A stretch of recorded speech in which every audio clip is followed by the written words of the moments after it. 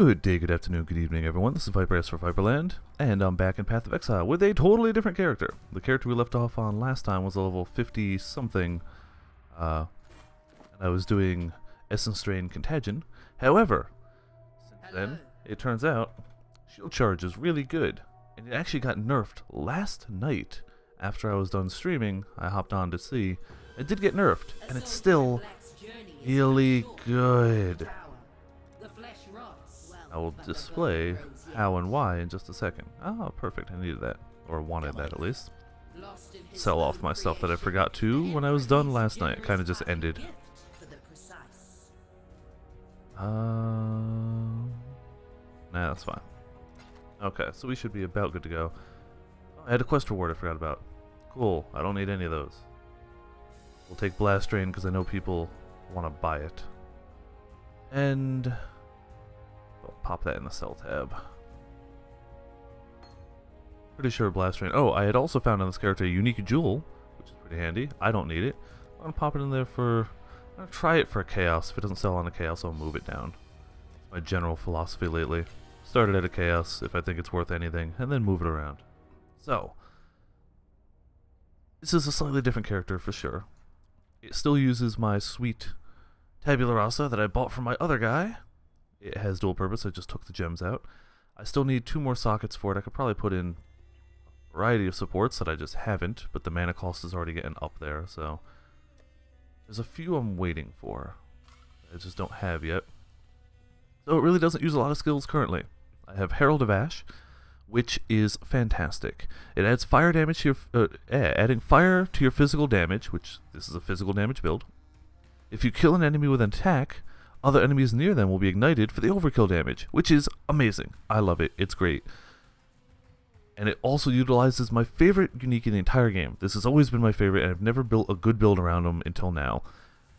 90% global critical strike multiplier. You know, whatever. It's not bad. 10% reduced enemy stun threshold. They get stunned easier. That's okay. Extra gore. Hey, that's a nice visual effect, I guess. Then you have 710% more unarmed physical damage. I'm not wielding a weapon, so I get 710% extra bonus on that physical damage, that physical damage, that physical damage. All my physical damage just goes up. Hello, Rick. How's it going? I'm using a mediocre shield. This is all terrible equipment, other than those gloves and that belt, which are apparently required for this build, and the Tabula Rasa. The rest of it is rubbish. Like, terrible, terrible. And you'll still see, like, most of these aren't even rare. That's just got movement speed. That's just got some physical damage. That's just got some physical damage and mana. And you're going to see how well this is going to do. Key thing of this is shield charge. You charge at a location. You do an AoE at your destination. Anything in your path gets kind of damaged and pushed out of the way. So, I also have a single target ability. The Ancestral Protector puts down a little totem, and things around it kind of go ow, ow, ow, ow, ow, ow. It punches things. It's good for single target. So, this is what this build, and again, I need to remind people how terrible my gear is right now. We'll pop our Herald of Ash, and currently my tree is not very fancy. Kind of started around here. Got some armor evasion, got some damage, melee stuff, some attack speed and damage while holding a shield, and some defensiveness while holding a shield, because as a shield charge character, I am holding a shield. So let's see. This is what shield charge looks like. Further you charge for, the more damage you do at the burst at the end. And when I hit somebody with the burst, they're just wrecked. They're gone. They're just... Okay, not everyone, but my aim with it is still terrible. As of where I am right now, with my shoddy gear, I am one-shotting all little guys. Just gone. Bigger people will last through a charge, and that's why I use this totem, which will punch at people for pretty big damage, actually. Groups, I can just wreck this way. Oh, hey, I leveled up. But the downside is you have to charge from a distance. Like, charging up close is probably not going to kill them and just waste a bunch of mana. Speaking of killing people, there we go. So I gotta get a little better at the aim with it. Otherwise, it's going really well. So, I wanted to stream today anyway. Figured, why not stream this one? There we go. I've got my skill tree up over here.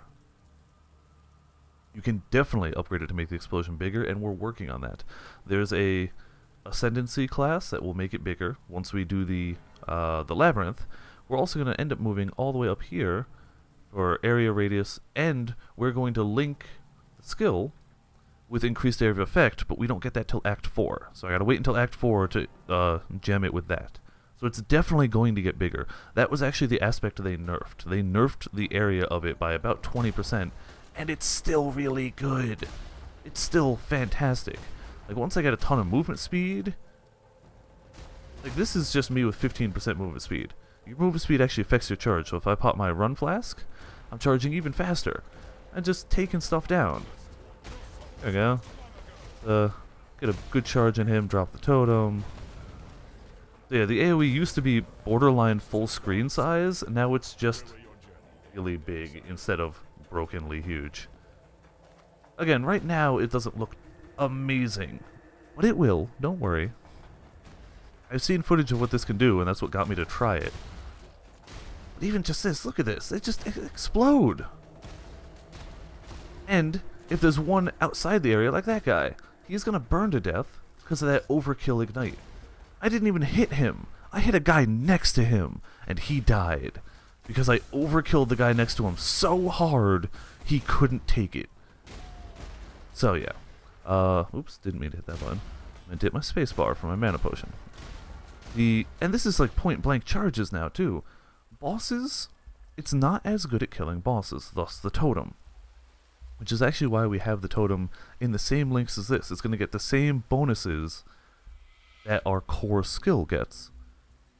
So right now, just to show off what they're linked to, we have Shield Charge and Ancestral Protector, I'm going to pronounce that wrong every time, both linked to added fire damage because that gains a percentage of physical damage. And since our physical damage is already through the roof, it's great.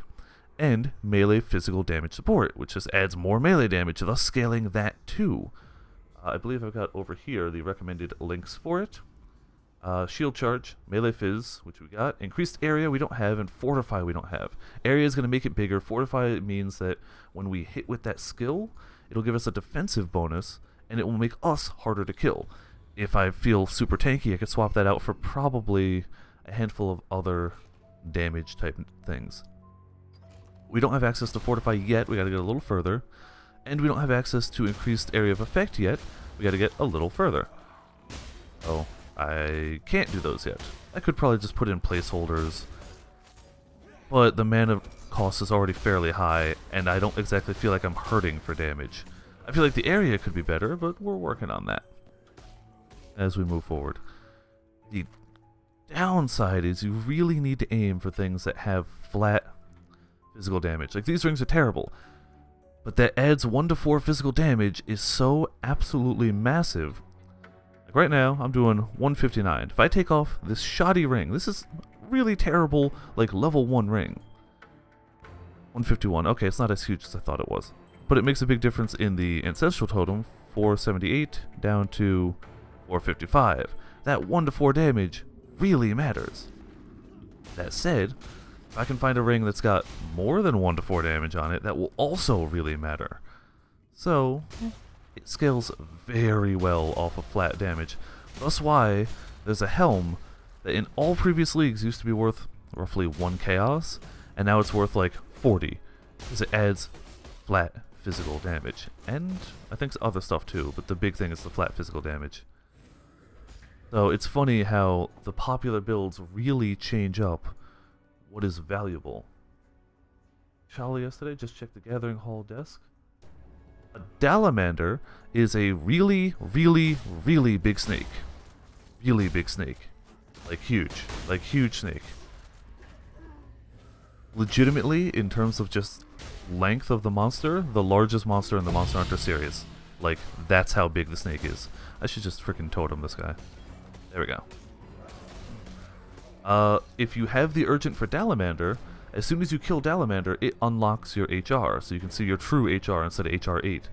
That will also unlock the Ukanlos for you once you beat Dalamander, and if you can beat the Ukanlos, you get into G rank. You're in G1 after that. So you're getting close. Getting pretty darn close. Dalamander's a fun fight. A lot of people hate it for the same reason they hate Darren Moran, because it's a mechanical fight, and once you know the mechanics, I guess it kind of... Yes, the one with the cutscene. That really big one, 500 meters. Yeah, that's a big monster. It is, in terms of length, larger than the Moran, to the best of my knowledge. I could be mistaken, but I'm pretty sure it is. It's huge. It's just huge. And also, hello, Nicolay. How's it going? We are charging things with shield. Again, not the boss-killing skill, but for packs of regular monsters, this thing is borderline broken. Not even borderline. This was so broken they actually nerfed it last night. 4 days into a new league, and they actively try and avoid balance changes in the middle of a league. It was so powerful, they nerfed it. And this is post-nerf. But that said, all they nerfed was the area of it. And as you can see, the area is still, with no increased area things whatsoever, doing okay. Once I get some increased area stuff, it's going to be wonderful. It's still good, but it's going to be, like, magical once I get some increased area of effect going. That said, I kind of just wanted to stream anyway, so even though it wasn't a complete build is doing great or anything, I just kind of wanted... I was playing anyway, so I'm like, you know, why not stream? This is technically one of my set times. I just was a bit late because I got to do con prep stuff. I had to go and get a haircut, had to go buy some food and drinks for the con, clean up my room, because a pro tip, whenever you go out on vacation, clean up your living area before you leave so you come home to a really clean area. It seems like a simple thing, but it really makes a difference. Once I started doing that, not to say I like coming home after a vacation or a con, but it makes it that much more manageable. Slap that guy with the totem. The totem really does big hits too. But it only hits one target, so if you've got a boss that needs to die, it could also just be charging away and back. Further you charge... Oh, that was the other thing. They increased the distance you had to charge to hit your maximum oomph of damage. But only by a little, so it doesn't really matter. As you can see, I'm still not hurting for damage. I'm hurting for aim, I'm hurting for movement speed. I need way more movement speed. But once I get my Ascendancy class, once I do the Labyrinth the first time, that's going to make a huge difference. And once I get Fortify and increased AoE, I will be quite a bit tankier and hit a wider area. So, things will be looking up. The person who showcased this build didn't make a proper build guide per se, as much as just a, here's a kind of idea of what you could do. So, I'm not sure what I'm going to do for defensive other stuff, for other skills. I don't know if I'm going to end up doing auras, I don't know if I'm going to end up doing blasphemy curses, that could be great. So I'm not sure, other than the main skills, where I'm going to take this character. I don't even know if I need anything but the main skills, so maybe it'll just all be cast when damage taken setups. I don't know. I'll figure it out as I go along. For now, I'm only in normal. For the record, yeah, this is normal Act 3. I forgot to mention that bit. Still fairly early on.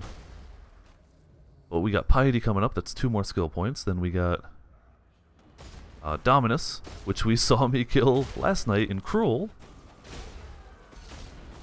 Just so there's only so much leveling content in the game, the 4 acts, so you see a lot of the same bosses.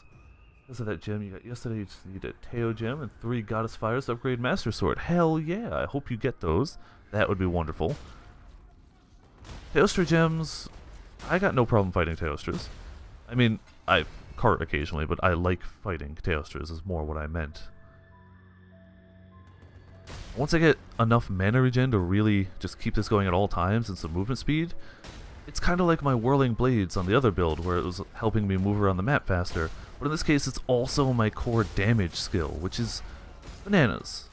Whirling Blades I was not using for the hit it did. Technically it did a hit, but nothing. Whereas this is really, even short charges are messing stuff up. I just gotta get that aim better. I gotta click right in front of them instead of past them like I keep doing. Screwing me up. Yeah, even pretty much point-blank charges. Wrecks them. I also need better mana potions. Can you PvP in this game? Yes. But it has set PvP areas. I don't PvP, because I've never been a big PvP person. But not only do they have PvP areas, they actually have, you've seen me leveling up masters, they have a PvP based master, where you can get daily missions for them to do PvP stuff. And get reputation with them, and get sweet hideouts that most people don't have, because most people don't PvP. There's usually enough people that, like, can do it. Like, I've never heard people complain about finding PvP opponents. But again, it's not something I do, so outside of the knowledge that it exists, I can't help you too much with that info. They want to buy my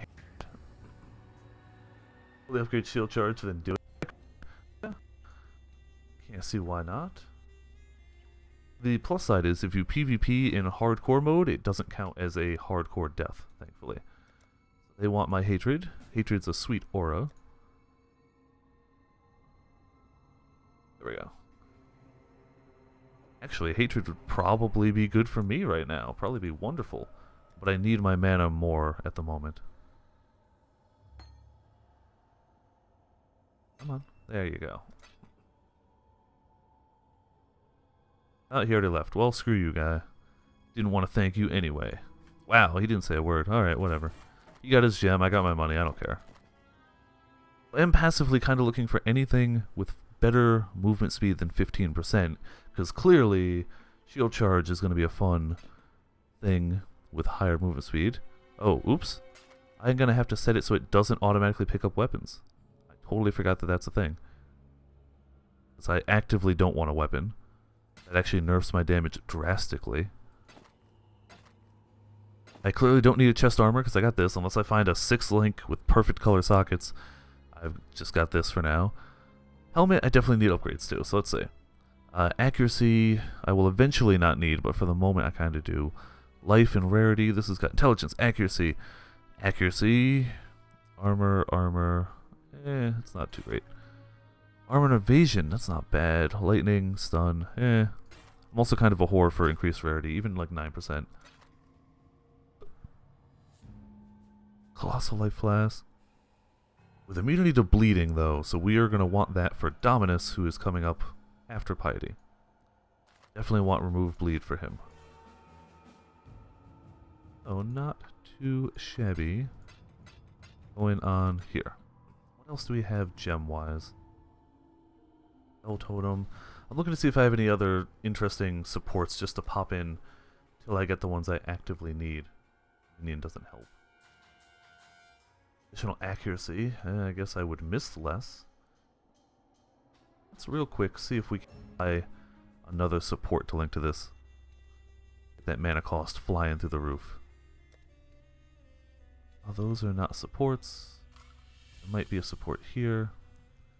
Legitimately, though, hatred might be okay. I got enough mana for it. I don't have enough mana for it now, but eventually it's probably something I'm going to run. Either hatred for pure oomph or something else for a bit of defensiveness. Hatred, like the added fire gem, takes a percentage of your melee damage and adds it extra damage. In this case, cold, so we could also chill people, which is kind of silly. Bloodlust we don't need. Faster attacks might be okay for now, actually. We might actually take faster attacks until we can get AoE. Blink is for projectiles. We already got that. We don't need that. There's charge on melee stun. May be good for tankiness, actually, for now, until we can get the ones we actually need. Melee damage on full life. I don't know how often I'd be at full life. So, what we're going to do, we're actually going to take faster attacks, and we're going to take Endurance charge on melee stun and see if that actually works. I don't know if it counts as a stun if I one-shot him. I don't know if the stun happens first or the death. That matters in this case. That said, now the skill's up to 16 mana per cost, but it does a ton of stuff. Faster attacks, I also don't know if faster attacks works, so we're going to find out. It may actually not. Faster attack seems to be doing something, for sure. And we are getting endurance charges. Okay, so endurance charges are tankiness. Each endurance charges increases physical damage reduction. So, as I'm running through and charging at people, I get tankier. As long as I stun them, but our gloves makes it so that we stun them more often. They have the reduced stun threshold. And with the hits we're putting out, of course they're going to get stunned. Definitely need some mana regen type stuff though. That's gonna matter. That said, this increased attack speed is already noticeable. Hell yeah, silver coin. I don't know when I get Fortify. I do need to check that, because we're going to start going into the Fortify node. So, if every time we hit with our ability we get Fortify, we're going to end up doing increased melee damage while Fortify, increased melee damage while Fortify, increased Fortify duration, and increased effect on me.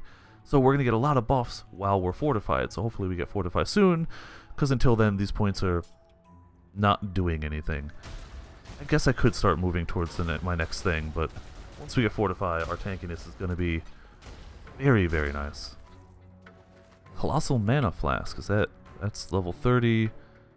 These are, no, we can replace the level 12 flask. Why do I have a level 12 flask? Yeah, I've mentioned before how I normally have really bad luck with finding flasks, and this is proving my point for me. I guess the downside of this build, a lot of projectile builds you could shoot people through walls. This one, I guess you can technically charge the wall, that works. But, like, I couldn't hit somebody over there, whereas with other builds I might be able to. Maybe the totem can, actually. Nope, totem's just gonna die. Okay, well, rip the totem. Dead end.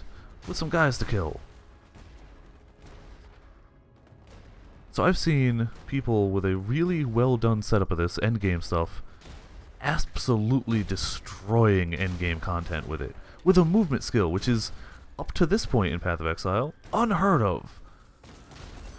It's not a common thing. We're going to see how this boss goes, however. I imagine being able to avoid stuff will help me a lot. Shield charge leveled up. You can also start qualitying gems, perhaps, if... I don't know what quality on shield charge does. Qualitying gems is, generally speaking, expensive. So it depends on what the quality on gems does different things depending on the gem. I don't know what it does on shield charge. Like a lot of auras, it'll add radius, a lot of other stuff. Like if it adds radius to shield charge, I need to quality this son of a bitch up fast. If it does other stuff, then maybe not. I also need way more mana. Okay, so Piety. Time for Piety. I also need a better shield. Shield charge damage is not based off your shield, so you can use whatever. This is just kind of some evasion rating, 3 to all resist. It's like, My resistances are terrible. Like, this is a lightning boss. I have 15 lightning resist. I'm gonna get wrecked because I need those rings currently. But this is gonna be doing a lot of, the totem's gonna be doing a lot of my damage. Good, got a stun going. Oh, yeah, there we go. The totem did the vast majority of that damage. Like, legitimately, that's what the totem's there for, it's single target. So, Piety's dead. That took a while. This is probably the fastest leveling character I've played so far, and I'm still not even going that fast. Like, you could definitely min-max this much better than I am. Oh, I gotta remember to... Where in options is that? Maybe it's UI.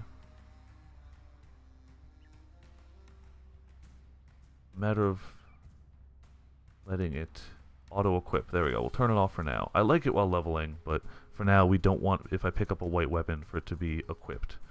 That would be actually detrimental. Alright, and let's continue around the circle. Once we get Fortify, in fact, I'm going to check that real fast. Quick way to check is Fortify POE. Should bring you to the wiki. There you go. Fortify Official Path of Exile wiki. It tells me if and when I can get it. Usually. Oh, this is about the buff. We want the support gem. That's why it wasn't showing it. So, as a duelist, Fixture of Fate in Act 3 Normal. We're in Act 3 Normal. Have we not done a Fixture of Fate? I swear we did. No, I guess not. Wait. No, what the hell is a Fixture of Fate? Which quest is that? Oh, got it. Yeah, it's the 4 pages. 4 pages gets you a lot of stuff. And, while I'm here, I'm going to check Skill charge. Let's see what the quality is on it. See if it's worth qualitying up and show people how to do that. That's fortify. We don't want fortify. There we go. So, where do they list it here? For every 1% quality, it gets 1% increased damage. I don't know if that's quite worth it, but that's the type of thing you can like min-max end game. This is the tree I'm looking at right now. Put that back on the screen and continue murderizing all the stuff. And we are full up. Let's see if there's anything in particular we need to go to. The Imperial Gardens of Blackguard, we're going to be heading there, so that's next. Tome in the Library, we'll be heading there too. That's where we do the quest for Fortify. Scepter of God, we're heading there. Undying Evangelist. Those we probably won't find, and they're going to drop a unique. So, once again, the wiki. Undying Evangelist. He will usually tell you, give or take, whereabouts they can be found. So, undead monster found in Act 3 in the Scepter of God and the Upper Scepter of God. Okay, so we're not there yet. That's more stuff for Scepter of God. That's going to be doing pretty well. Ancient Construct. Alright, once again, to the wiki. I don't know what Ancient Construct, where they spawn.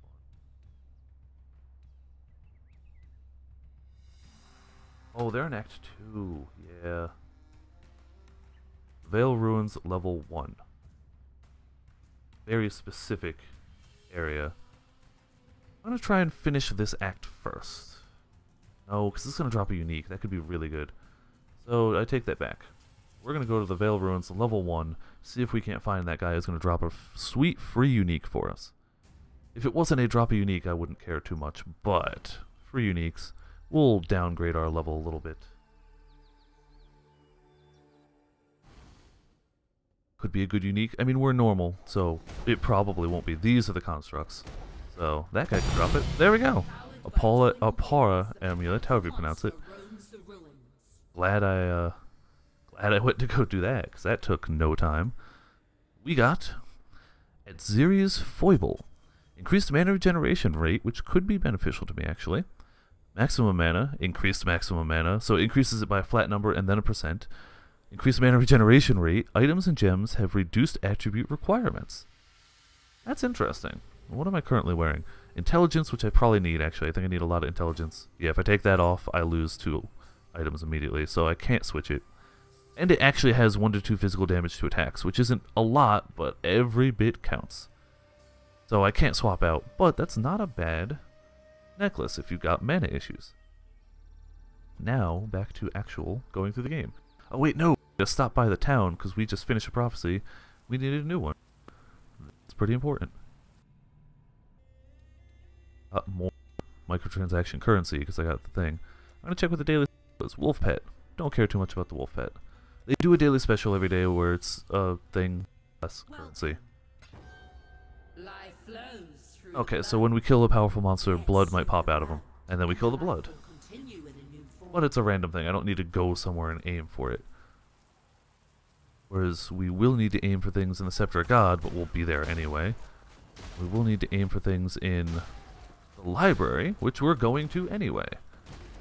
All these endurance charges, not bad. How much do they add? Well, charges is probably the tab I'm looking for.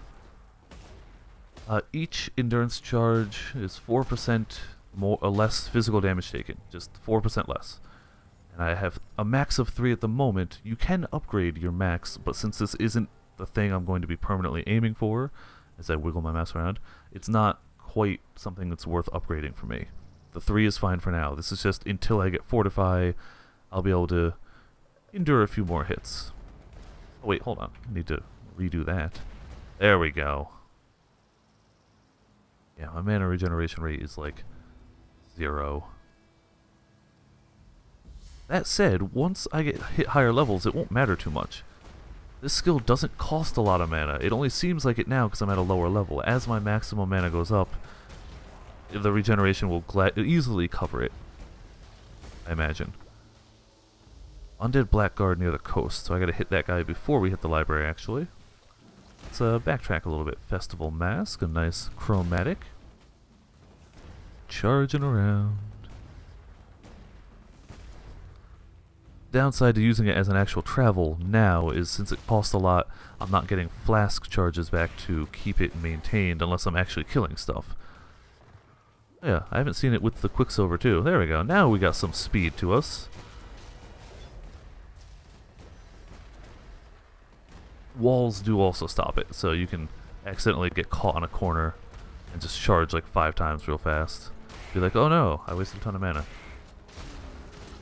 Oh, you guy. There we go. But if I can get like increased charge flask, or once I'm doing this enough and there's enough enemies around to keep my flask going so I can always be Quicksilvered, things are going to be doing pretty well. Drop our totem. He didn't really drop too much. I'm pretty much going to have to keep an eye open for any ring whatsoever that can have flat physical damage. Oh, Master of the Hunt. I don't think it matters. Your reputation for the Masters is account-wide, not character-wide. And league-wide, technically, I guess. So my reputation for them in the Standard League doesn't carry over here, but still. That's why it's not quite worth me doing them on normal when I've got a character that's already in Cruel and has gotten them leveled up a ways. Yes, the reputation counts, but comparatively, like, she's already level 3. I'll probably only get like a little dink of experience for her, or reputation, you know what I mean. Just because, yeah, it takes more for each one. What do we got leveled? Faster attacks we need more dex for. That's okay, it's not a thing we're too worried about anyway. It's not going to be a permanent addition to this build. I don't need to worry about super leveling it now. Just cause. But I mean, if we pass by her quest anyway, like here it is, we may as well do it. It doesn't hurt to get her the reputation.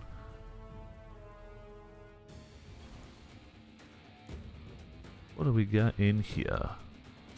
Snakes.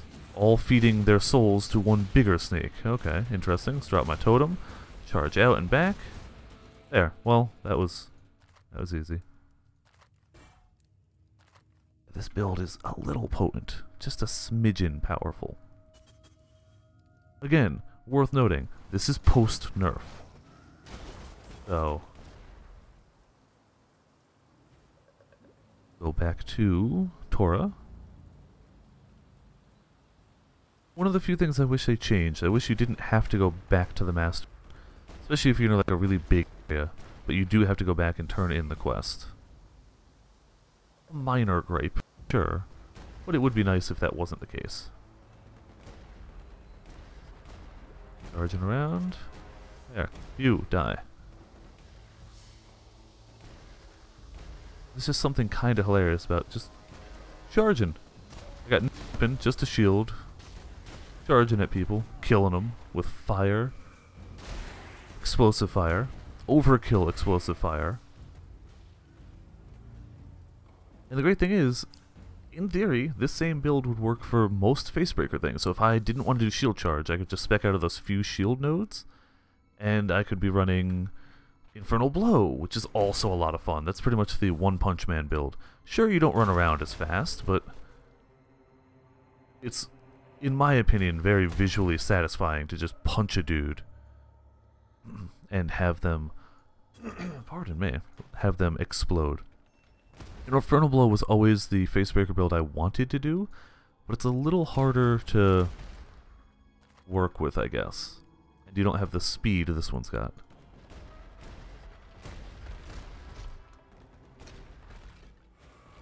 Oh, he's Woodsbringer of Bones. I mean, he's dead, so he doesn't matter, but I guess the radius on this totem is not high, because he's not punching that dude.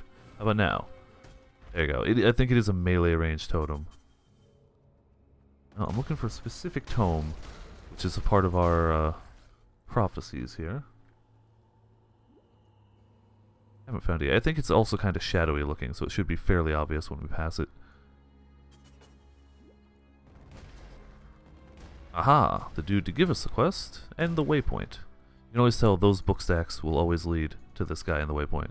So when you see book stacks laid out like that, it's always going to lead here. It's one of those little visual design things. The maps are very randomized, but there are still certain little hints they give to make progressing easier. Ah, that's the one I wanted. They should spawn some enemies, so we're going to try see if that happens and if the ghost can possess them. Nope, but the ghost can still give them stuff. There we go. The ghost can buff them, but not possess them. There. Somebody wants to buy my coated shrapnel crimson jewel. Oh, that was the one chaos unique jewel. I wasn't going to use it. It's a great trapper. If you're using traps, it was awesome. But I'm not, so why not get that sweet money? Back to party. Yeah, so the one that they're buying, it was a jewel you could put in your passive tree. Traps and mines deal extra physical damage and have a chance to poison on hit, which is great if you're a trapper. Shield charging doesn't really work with trapping. You get that, I get a chaos, everyone's happy. Thanks much. Yes, what is it? May as well ID this stuff while we're around. Chromatic. And it's nice to not have to worry about upgrading 3 of my items already. Like, this is legit pretty much the best belt for this build because of that 5 to 15 physical damage. I could eventually endgame find better armor, but I'm not going to find a 6 link now, so best armor I can get. Required weapons, so... And no required gloves and weapons. That's 4 sockets I don't need to worry about, which is pretty nice. I don't need to worry about them holding me back or anything. Socketed cold gem. Oh, even if it's not good for me, I occasionally look for things that might be sell-worthy. Though this early in the game, probably not much, unless it's leveling gear. Though, you never know. You could find some sweet leveling gear that people might want. I have no idea. I guarantee this is worth nothing. I'm going to check it anyway, but I almost guarantee it's worth nothing. So we go to poe.trade. Wait for it to actually load. At Xeres Foible. Don't care if they're online, but I do want to see buyouts. Probably worth like an Alk top. Maybe not tops, but... Yep, look, Alk. There we go. So, we'll pop it in for the Alk. It's still not too bad. Or we'll hold on to it for now, in case we use it later. So I am holding on to certain ones, just in case later on they need to be upgraded or whatnot. I'm kind of holding back on some of the uniques right now, unless they're ones that are super valuable. Some are. And those will probably sell. And that was the Dark Tome we needed. Now we can just head to the bottom floor. Oh, the area boss. Cool. He's going to put up a big fight, I'm sure. Let's just let the totem kill him. There we go. Don't even have to charge. La-di-da.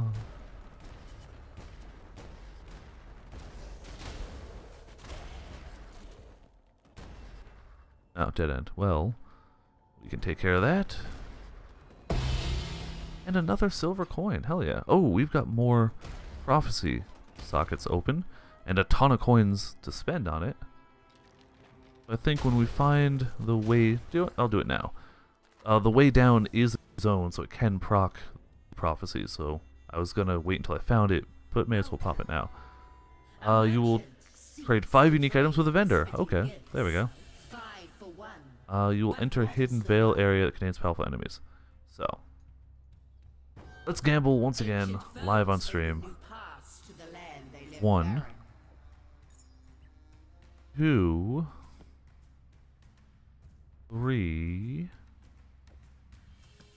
4, 5. All of them. All of them go. We're going to trade all of those uniques to get one new one, which will almost 1000% be worth less. However, you never know. We got Izomite Peak Iron Hat. It's terrible. Really, really kind of bad. 20% increased physical damage, however. Can't evade enemy attacks, but I'm eventually not going to be able to evade them anyway. I'm curious. So, 435 average damage, it says. With that, 446. Nope, not worth it. Never mind. Stay out of the shadows. Oh, then that's completely garbage. Like, nobody's gonna buy that at all. But I knew that going into this. Oh, let's get our prophecy, because we spent that one. You'll track down powerful Blackguard Archmage who will drop a unique item when slain. We'll worry about that after the library. We'll get our increased AoE, and then I know where to find them. So we can do that after we've got the AoE increase. So it'll go a bit quicker. Oh wait, no, we don't get the AoE increase here. We get Fortify here. But technically, that's actually a damage increase with these nodes that we're taking on the passive tree. Disconnected. Okay. Apparently just going to that basement disconnected me. Are the game servers down? My internet seems okay. The stream seems to be doing alright. It's possible there was a... Huh. Okay, this might be a short stream today. Aha, okay. Yeah, there was a queue for a second there. That means it was definitely an actual server hiccup. It wasn't me. It does mean I'm gonna have to go through that area again. But it breaks my portals. However, no, it broke the area too. Okay. Well then screw it, we'll just keep going through. I don't really care. Somebody must have found a server crash or something. It does happen occasionally. Oh, they made a Veil side area here, which I may or may not even be able to find. I don't know where they hang out around here. Yeah, I know I've said it several times in the stream, but I feel the need to reiterate, this is after they nerfed the ability. So, yeah. Okay, sweet. I don't really care too much about the Veil side area. I do a little, but whatever. Care more about finishing this quest and getting this extra level. Extra level, there we go. So now our Fortify will be fully buffed when we get it with all the Fortify nodes, including increasing my armor, increasing physical melee damage, and increasing the effect of Fortify. So it's going to last longer, it's going to buff our damage, and it's going to be more potent than if we didn't get those nodes. And it should apply automatically just by us charging things once we get it linked up. You gotta die. There we go. Get punched. That's gonna be fairly nice to have. The endurance charges are okay, but they don't increase our damage. And I think Fortify overall, unless you get a lot of endurance charges, I think Fortify is the better bonus with less investment into it. So, yeah. Herald of Ash is ready to level up. Hell yeah, that's my overkill thing. Which I do have a microtransaction on. I got in one of my crates. It's hard to tell, but instead of fire around my hands, I've got this shadowy aura, which is kind of cool. Doesn't change anything else other than that. But I guess instead of my hands glowing red with fire, they glow shadowy. This current league is so full of edge, it's edgy to the max. And I'm kind of okay with that. Purple and edge, apparently, which is a interesting combination. Usually, purple you don't think of as edgy, but whatever. Maybe you do, maybe I just don't. 2 golden pages, we need 2 more. Thankfully it looks like they spawned me a fairly small-sized archives. The size of this area can change pretty drastically between runs. I've had it spawn a super small one where you could see all of the ones on the map like as soon as you zoned in. It was not very difficult to find them that time around. This one's a standard size one, I guess.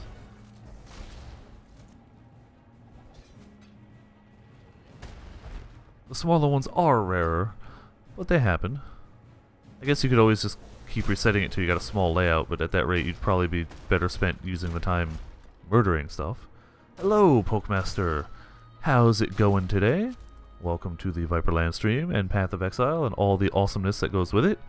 My build is totally different than last time because I'm playing a totally different character, and things are exploding. Things are exploding gloriously.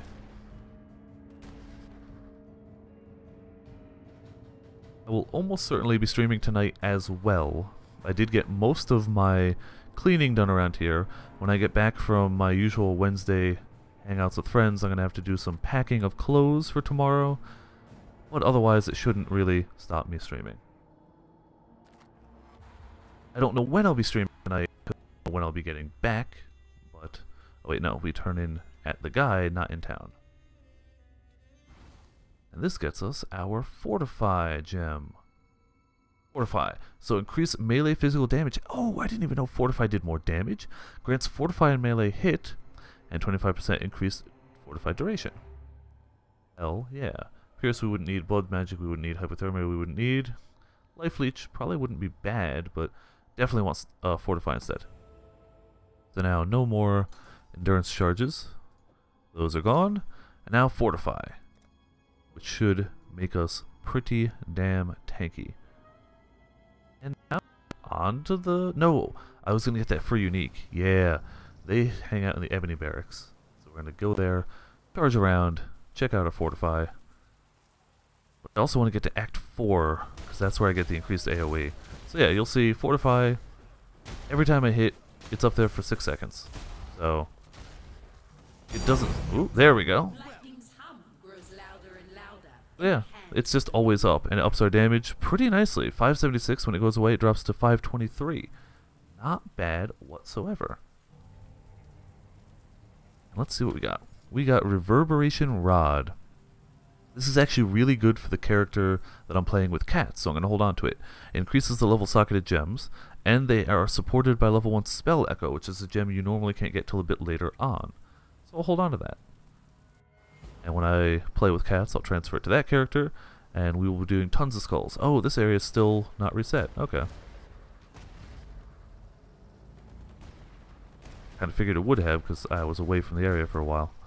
Mana cost is still 16, so it's not even that high. Though with our current mana it seems high, as you can tell. Once we get a bit more mana, it's totally easy to handle. I hope. And into the Scepter God. There are 2... We will get a free unique here if we find an Undying Evangelist. We also... Another one. Yeah, that's the free unique.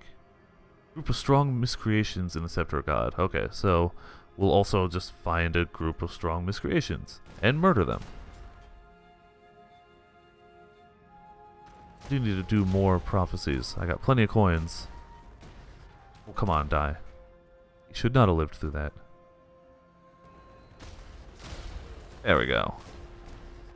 Kill all the things.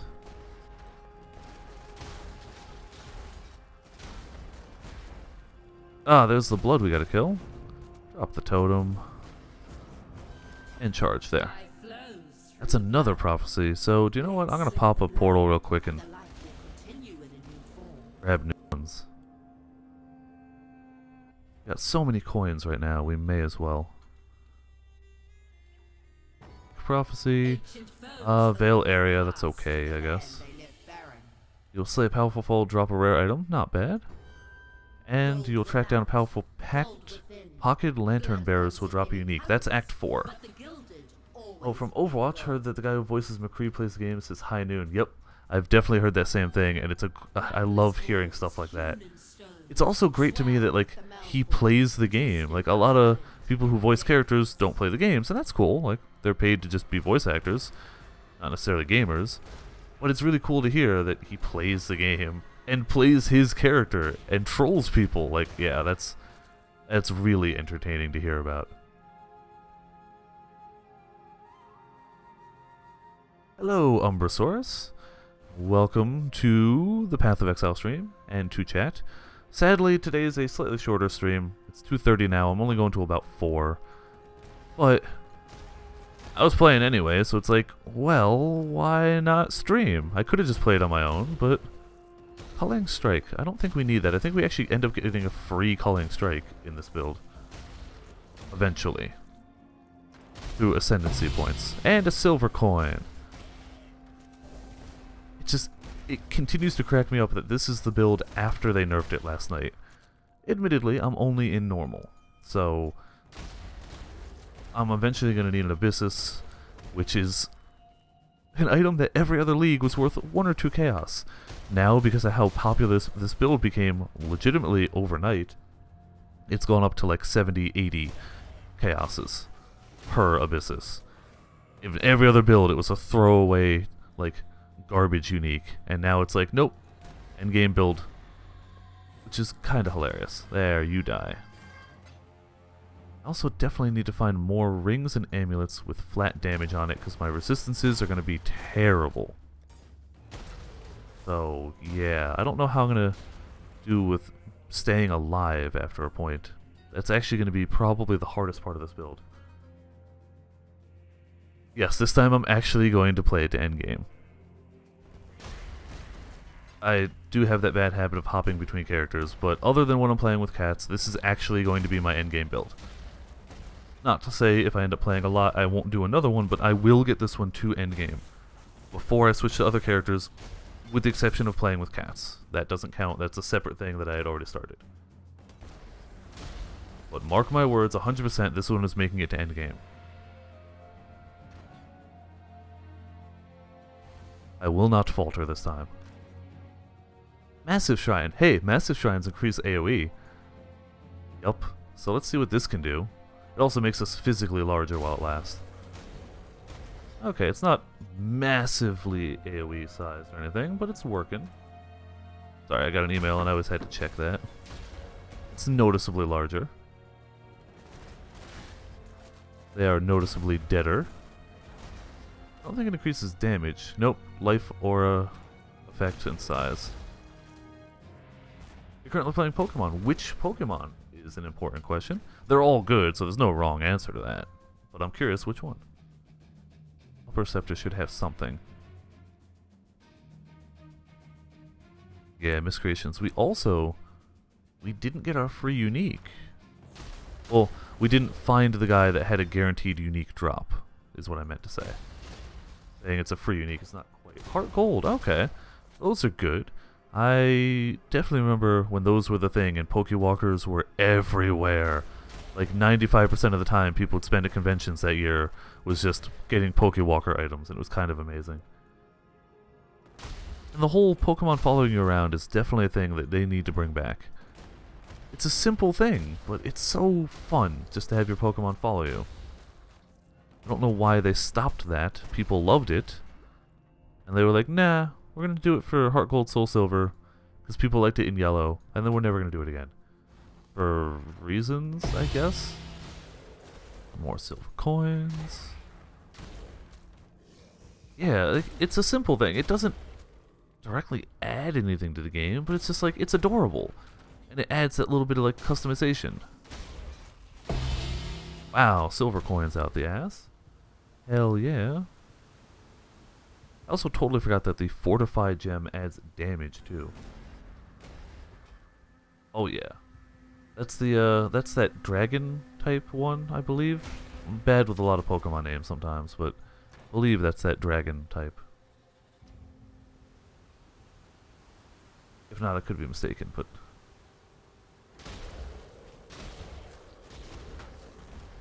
Let's just keep the charges going. I wish I had that free unique, though. I'd really use that. Oh, and I wish I'd gone the correct path. Well, whatever. We had stuff to kill. Though I don't really have to worry about if I die to Dominus, because it's on normal, so there's no penalty. And in theory, since I'm doing so much charging, this build should get through leveling a little faster. Not dragon type, but it's dragon-ish? Okay. Oh, then I think I know what you're talking about. Sorry. Pokemon names and me. And where the hell are these miscreations we had to kill? I would like to. What if I miss them? I'm not going to lose any sleep. We got so many silver coins. Then whatever. Hey, silver coin. Speak of the devil. Yeah, we've got 6 now, so... Missing out on some isn't going to hurt us too bad. Colossal Life Flask. Do we have Colossal? We have 1 Colossal, 1 Greater. Let's upgrade. There we go. I am on early. I got all the packing and cleaning I needed to do out of the way earlier. So I'm like, hey, let's Path of Exile. And I was playing on my own, and I was like, wait, I could be streaming this right now. Stolen from their homes. Also, today is my, Shaped atop the tower. Okay, today is technically my guaranteed streaming times, so it's not too weird. I actually ended up being late for the start of my stream just because I had stuff I legitimately had to do IRL. So, that happened. But hello, cats. Welcome to the chat, and to the stream. This is my third character now. This is the one that I will legitimately get to endgame. Like, I have sworn this is the one. The only way that would change is if they nerf it to the ground, in which case I'll not start a new character, I'll go back to the Essence Drain Contagion and get them to endgame. So, that would be the only way it would change, is if they nerf it to it, like, not being playable. But they already nerfed it, and it's still playing this well, so I think I'm fine. Oh hey, we leveled 2. Stop damaging me. My lack of HP and resistances is really gonna hurt me. But I need my item. I'll just have to give up on the damage from the rings, nerf my damage a little bit so I can get my resistances and life. It's probably what I'm gonna have to do. Yeah, this build is moving fast, which is why I really didn't mind switching over, cause like, whatever. You know what? I'm gonna be an idiot and do this mid-fight. Put the point there for that extra strength. Hey, Dominus. Oh no, touch a god. Nope. Don't touch a god me. Most of my damage on bosses comes from this totem, not my shield charge. So we're trying to keep the totem alive.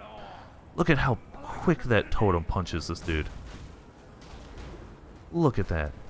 Totem punches are OP. Not actually OP, but they're awesome. And we do have a staunching flask, so if he poisons me, I can just laugh at it and not be poisoned.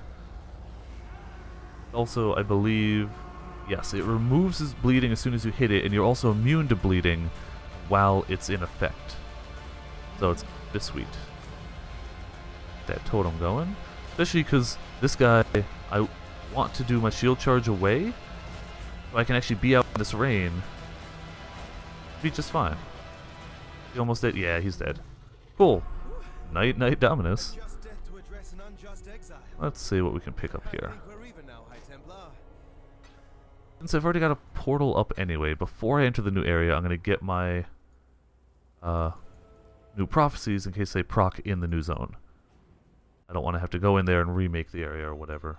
It's easier to just do it this way. I don't need that. Yeah, you can definitely see how this build is so good that the prices for the items that are used for it have gone up massively, even though they normally don't. Reverberation Rod, now it's 20%. There we go. You'll discover a 20%. Oh, ho, ho, ho. Okay. 20% quality gems are actually worth quite a bit of money, depending on the gem. So that could be really monetarily profitable for me. Also, cats, I found a weapon that's really good for when I'm playing with you. This is a really good leveling weapon for the what's it called? Summon Raging Spirits. So I will be holding on to that bad boy. Let's see what we got selling wise. So we need stuff that's got a ton of life and a ton of resist more than anything. Armor's okay. We get a lot of stuff from Fortify. We've got cold what we've got. This has got a lot of life though, so I might try that. We can sell off that guy. Boots. I was aiming for run speed because that helps a lot. But we can't wear them anyway. We don't have the int for it, so screw it. Doesn't matter. Colossal Mana Flask can go. Shield we can't equip yet, but let's see if it's worth holding on to in case we can. Not really. Life is nice. Otherwise. And not enough dex. Okay, so even if we wanted to hold on to stuff, other than the helmet might be worth looking at. What do we got going around here? Probably nothing. Well, if it helps any, cats, I'm only going to be streaming for another hour. Then I have to start getting ready and doing stuff. Actually, it might be a little over an hour today, actually. Never mind, I might go a little past 4, because I did most of the stuff I needed to do already. So, who knows? We'll see. I really want to see what 20% quality gem I'm going to get. That could be, like, actually really good. Those can all be sold. So this raises our armor quite a bit. We'll lose accuracy, whatever, don't care. We gain almost 50 life. Lose cold resist, though. And a whopping 13 of it. However, I still think it's worth it. Cold resist is going to plummet, but being able to take a hit is pretty nice right now. So there we go.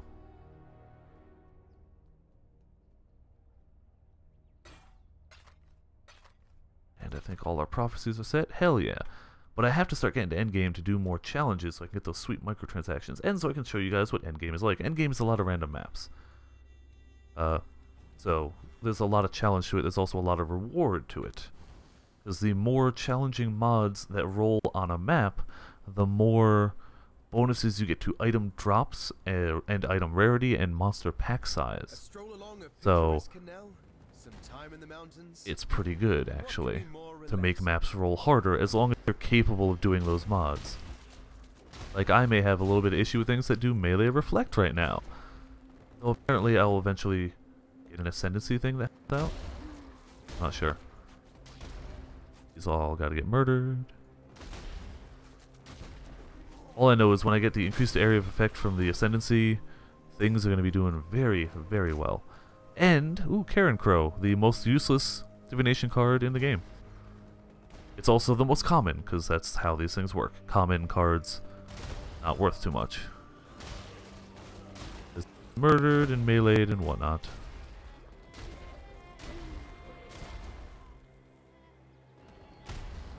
But technically, all you need to run this build, well, I guess you need face breakers, which have skyrocketed in price, because even though they're common, and you really should get Tabula Rasa, which is never super expensive, but it's never super cheap either. It always kind of hovers around the like 10 to 15 chaos price point, which isn't like endgame super expensive, but it is pricey. The plus side is it can be used for a wide variety of builds. Ooh, Superior Reeve. Okay, I gotta see what that's worth. So show search form. Reeve gem. Specifically, we want something. There's a quality one. Oh, really? Where's quality's here? 20%.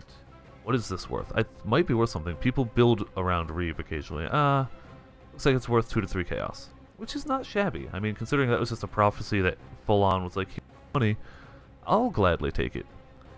It would have been great if it was a skill I would use, but hey, I'll take what I can get.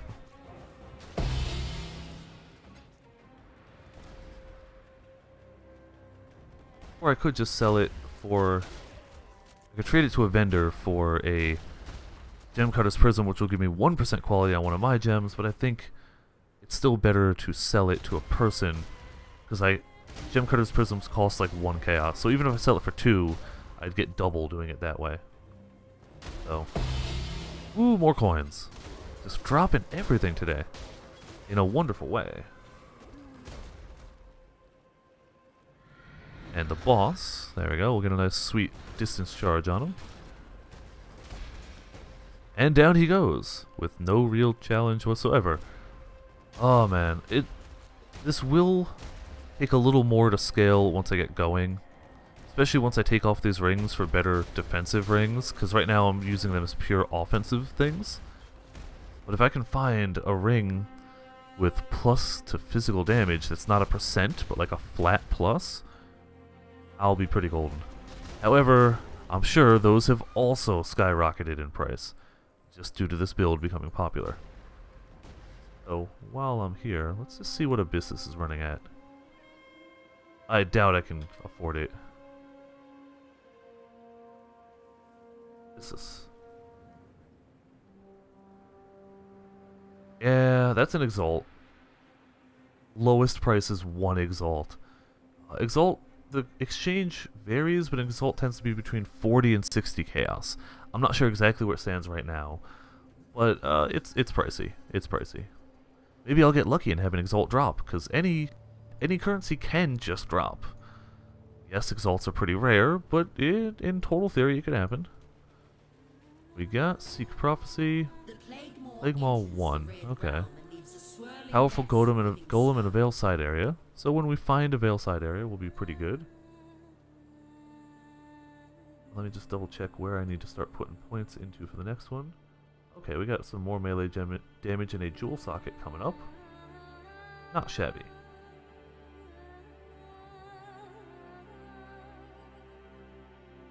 But first, we murder the Dried Lake. This is a very popular farming spot endgame. For people who aren't quite powerful enough to get into maps yet, this is the spot people farm, this area. However, that's in Merciless. Though, it's also a place, it's kind of like the ledge in Act 1. When people need that less extra oomph of experience and just want to grind an area, this is the area you go to, even like in normal.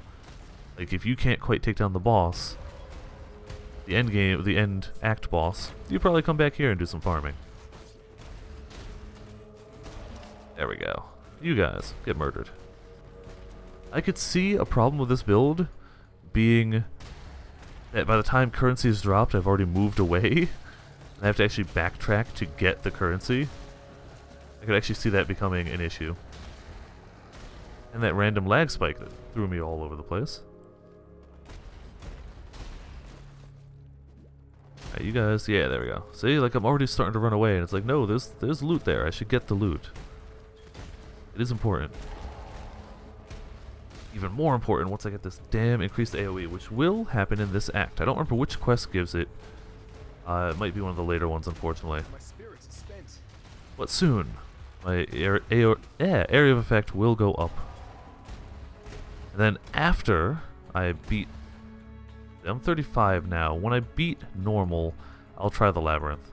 I think I'll be able to do okay. I should be able to just run through most of it. Especially once I start getting some life and life regen going on. It'll be pretty handy.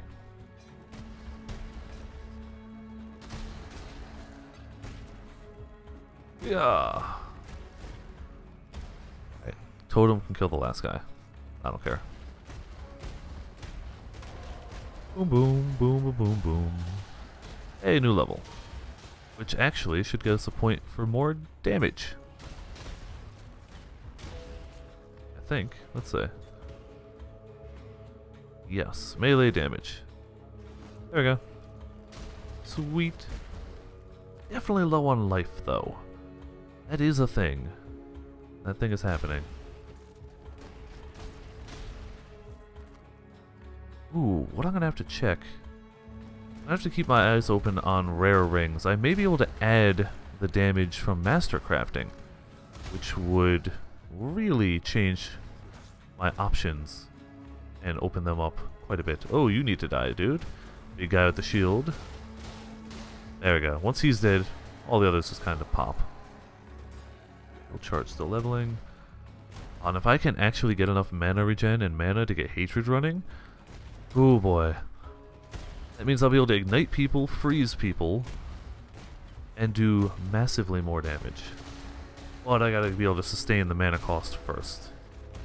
So, that'll have to happen. Technically, I could be running Clarity now. That would help me in the short term pretty nicely, actually. I may do that if I have enough intelligence for it. Oh, that's a downside. I may not have the intelligence required for it. However, do you know what? I'm gonna go check that real fast. Clarity would make this run quite a bit smoother for mana. Think you get Clarity in Act 1? I think.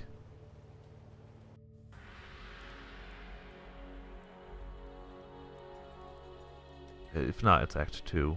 It's Act 2, okay. Also want to drop this gem, or I'm gonna try for 3 chaos. This one hasn't sold yet either. That was 29. I'm gonna bring it down to 25 chaos, because that would get me a lot of money if that sells. Excuse me, hiccups. 4 chaos, that's not selling. We'll bring it down to 3, maybe lower. Lightning trap for 7 is clearly not selling. Bring it down to 5. There we go. As a league goes on, things get less valuable as there's more of them with the whole supply and demand type thing. Ooh, accuracy rating I don't need too much of. I would lose some life, gain some mana, gain rarity, stun recovery, light radius. Nah, it's not worth it. Those all can go away. No, I don't want to put those there. Put them in currency tab. And Karen Crow goes up there. So we're 2 out of 4 for that. Karen Crow is, again, not sought after whatsoever. But if I can get it, it'll let me show what it actually does. Oh, yeah, I was looking for clarity. Act 2. Better sell it. If not, then I guess it's Act 3. No, somebody here sells it. Maybe not to me, though. That's always a possibility. Yeah, it's possible I can't buy it. Not every class can buy every gem from the vendors.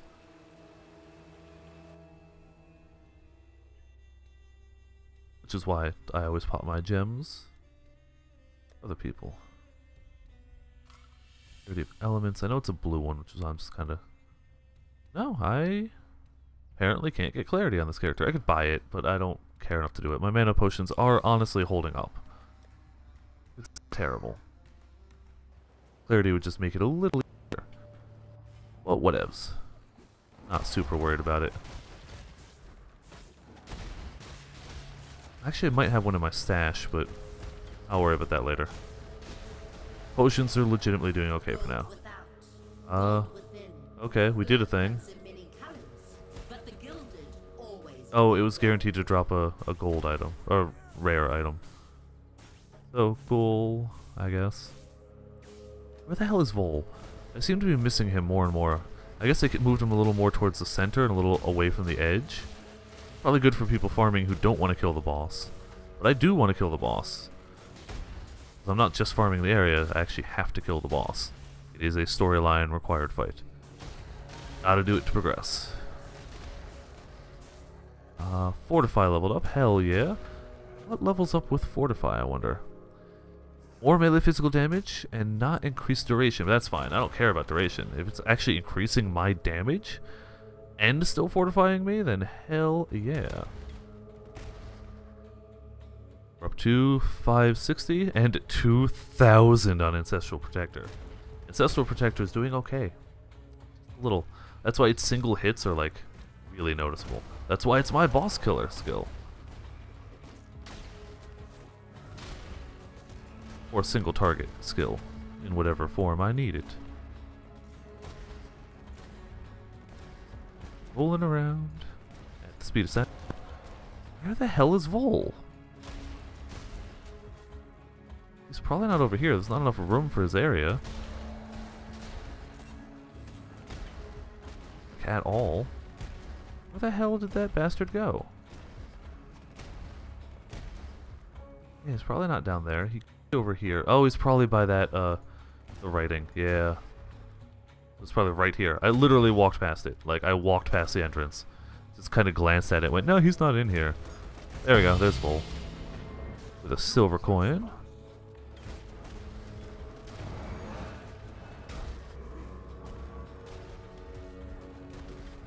Totem, please, totem. There we go. I think we've cleared this place pretty well. So, let's get our sweet quest reward and more prophecies. You'll find Haku and complete his mission. He will reward you with extra reputation and favor. Very nice. I'm not actively aiming on leveling him, however, why not get the free extra reputation? Oh, one of you two, you give me the reward. Oh, it's the golem to bring with us. Almost certainly gonna want ice golem for this. Yeah, increased, no, not ice, lightning. Yes. The increased attack and cast speed is really gonna matter. So let's get that in there. Eventually gonna have to set all that up with a cast on damage taken, perhaps. But until then, we're doing fine. Let's see what I can sell and what they have to sell to me. 44 to life. That ups my life quite a bit. But I lose 3 to all resist and some cold. So I'd rather get that right now. What you got to sell? Nothing of value. Correct. Alright. move that over there since I seem to have a few of them.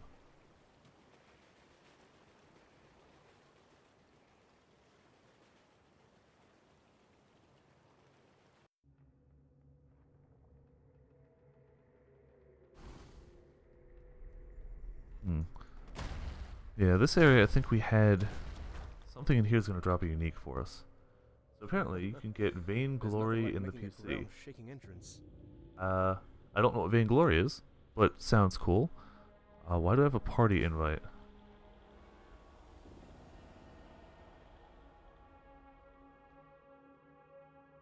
Oh, really? Why do I have a party invite?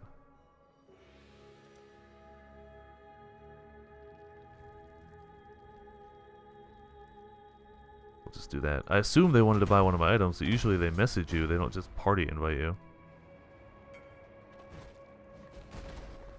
Is that the right guy? Kizumu? Yeah. Aha! He wants my Reeve. Okay.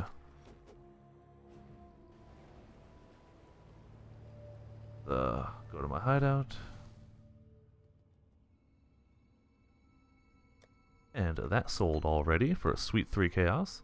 Nothing game-breaking or anything, but hey. It's 3 chaos I didn't have.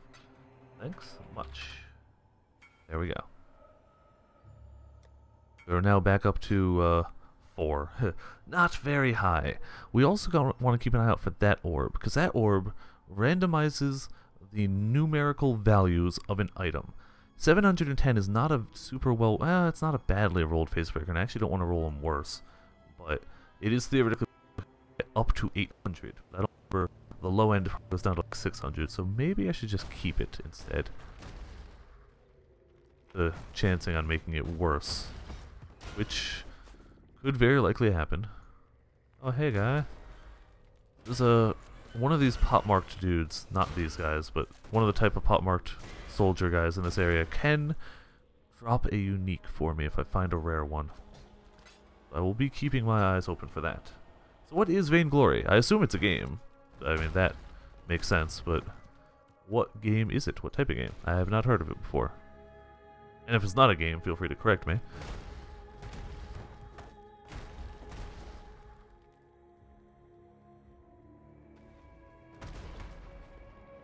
Oh, apparently, for people who may not have PCs, or PCs that can run games or whatnot, XCOM 2, that game I was playing for a while, is apparently coming to PS4 shortly. So that should be pretty handy.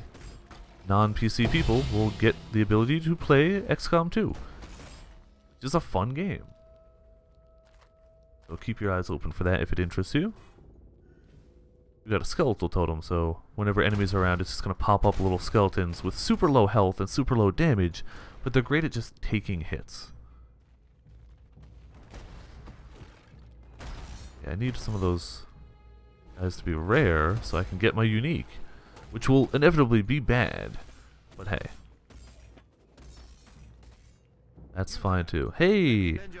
Yeah, we're going to do your quest. I want to level you up. He's gonna fight us, and he's gonna lose badly. Oh, duh, my, that.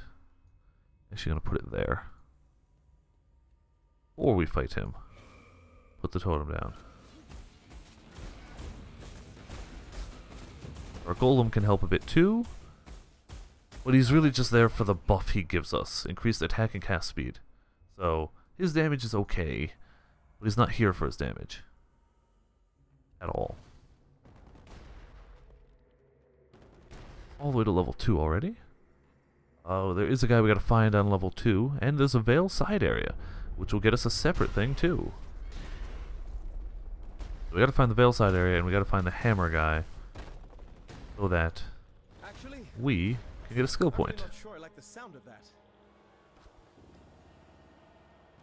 Not dead end. Where were they building that to anyway? That's not a collapsed tunnel.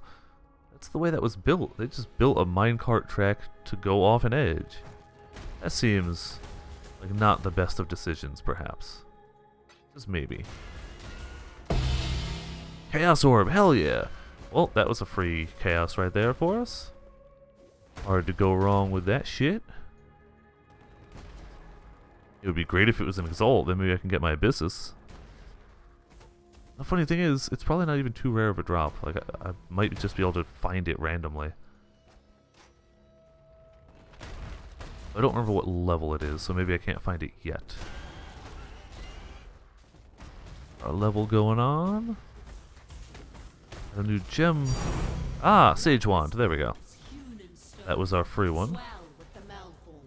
Which is...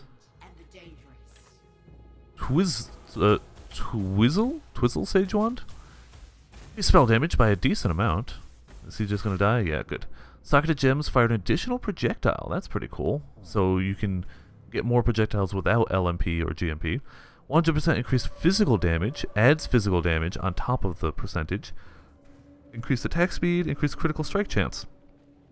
So if you're a physical wander who's leveling up, which that is a type of build people do, that seems like a pretty decent one. Probably not worth a ton, because I don't think it's an end game item. Ah, it's Mr. Hammerdin. We need him. Actually, we don't need to kill him. All we need is the spirit, but the Hammerdins always buy the spirit. So you always kind of know you're close. And we'll portal back real fast, because we can turn that in for a skill point. And see if I can find a good jewel to run. That gets me a new jewel socket. So, I don't think I have any jewels worth running there personally. I might have to see if I can buy one real fast. And jewels, I keep them in the Alk. Mana, life gain for enemy hit, no. Totem damage doesn't help. Chance to block with spells and staves. Or block spells with staves. That's not bad if I was running staves. Minions have maximum life, nope. Totem damage. Mana generation rate isn't bad. Mind damage to no. None of those are great for me at this moment. See? What we can buy. PoE.trade. Oh. We specifically want jewels. That's important. Let's see if we got something that does... we really need on this build. We really need life and resist. You can also do pseudo things, which are like a grand total of number elemental resist. That total elemental resist. So I don't really care what type of resist it is at this point, because all my resists suck. So we want them online with a buyout. Let's see. Do the increased to life, my high-end one. I thought something happened out there. That's not great. I was hoping for... hold on, let's switch the life around then. Maybe... life?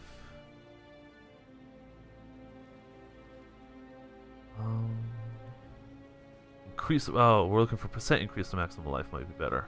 Let's try that. There we go. Wouldn't hurt if we could find one that also had some damage. The smallest one for life and resist is a chaos? Okay. We can find one real quick that might have another... see, we don't need freeze, that would be wasted. Fire and lightning resist. That's not bad. We don't need the mine laying speed, but that's not bad at all. Physical damage with claws, no. Attack speed with axes, accuracy rating, no. Chance to knock back on hit really doesn't matter much for me. I'm killing things in one hit mostly. Swords, cold skills. If it was a fire skill, maybe. Life, fire resist. Alright, then screw that. We're just going to see what's the highest total elemental resist we can get for a cheap price. Wow! That is not bad at all, actually. Yeah, that's very expensive. Let's see if we can get one down to like 1. Probably not. Wow. Okay. Oh, that's not working out too well. How about we do just and physical damage, maybe? See if that works. Oh, hold on. Did somebody want to buy something? No. Why does that chat keep popping up then? Oh, because I keep hovering over it inadvertently. We can get fist. Ooh, okay. The attack speed's wasted, but for an elk, we can get something pretty decent. Let's see what's the highest physical we can get for a low cost. 16% for 2 chaos. 16% for 1 chaos, and we get fire, lightning, resist, strength, and dexterity. Yes, that's the one we're gonna go for. There we go. Not logged in. Gosh darn it. Okay. 1 chaos. Old and lightning, that's fine. If they're logged in. Aha! Cool. May as well put that jewel socket to good use. And while we wait to hear back, let's get our prophecy. Several prophecies. You will erupt into currency, hell yeah. And greatly enhance the quality of a weapon with single blacksmith sweatstone. I really don't need that at all. Let's just do that. There. And get a new one. Ah, 5 uniques again. I don't have 5 uniques. Can I seal that away for later? Yeah, okay. I'll save that for a later date. There we go. Corrupt. You'll slay a powerful enemy in a Veilside area. Okay, we are going to a Veilside area. Clearly this guy's not responding to us, so I'm just going to put in something. Probably mana rate. No, life for each enemy hit by attacks and some mana. It's not great, but it's better than an empty socket. Wow. Tried to go between... Yeah! English! I can speak it. I tried to go between slot and socket and just kind of combined them. Which doesn't really work. However, now back to the mines. There is a Veilside area here somewhere, which we need to find. We got that done. Got our minion out. Aura's up. It all looks good. So extra mana does technically increase our mana regeneration rate because it's based off of mana. But 8% more mana when I only had like 300 doesn't help drastically. It's kind of just, it was there. Better than an empty spot. I can always spec out of that point for now and reapply it later when I have a better thing to put there. That's a possibility. Progress through the tree instead. Ah, sweet. I got the currency from that guy. And a new silver coin. Alright, got some cash money prices. None of the currency that great, but hey. It all adds up. Jeweler's Orb, actually. Need those. Need lots of those as time goes on. I should be looking for better rings too, but like I'm not going to spend too much currency on them while I'm a low level. I'd rather wait till I'm a higher level and spend it on rings that I'm going to use for a good time. Whereas like jewels and the sockets, you can keep those for essentially forever, and there's no level requirement on them, so those you can buy anytime, fill up the sockets, be good.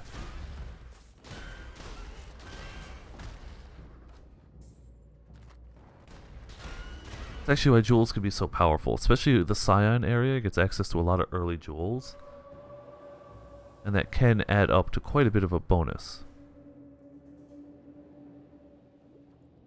But you have to find a pretty good jewel too, which is not always easy. Getting the exact combination of modifiers you're looking for doesn't always come cheap. Nope, can't leave yet. We still need a Veilside area, wherever the hell that could be.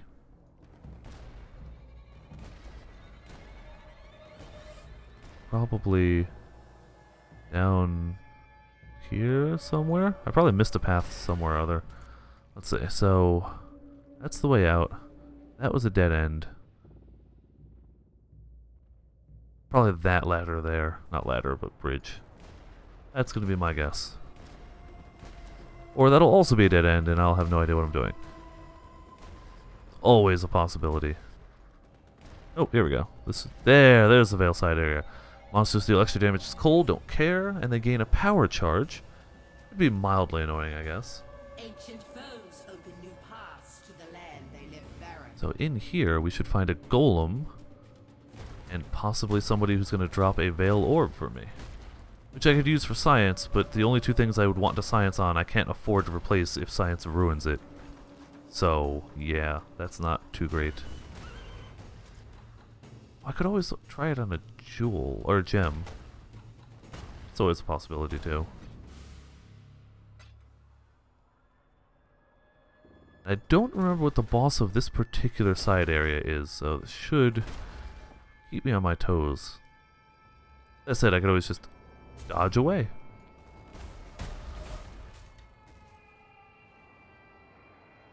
Also, hopefully soon we get that increased area of effect gem.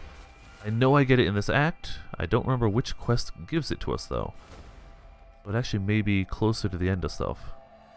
It might be after we beat Combe and Duresso. That might be the one. Hold on a second. Wait. Once I finish... I could buy it on my other character and swap it here. That would probably be the best course of action, actually. As long as I hit the level requirement, which I probably do, because I'm above the level of this area. There's the golem. Okay.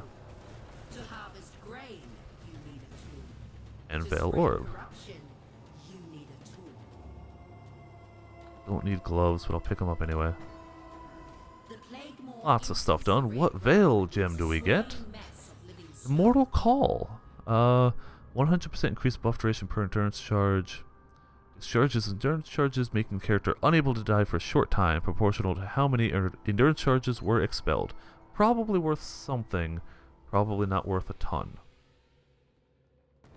Now we know where the correct area to go is. I'm gonna have to... Oh, level 2 Blast Drain for 1 alteration. Sure.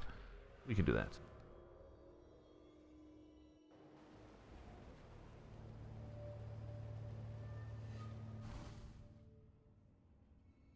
I should also start doing these missions for these guys again.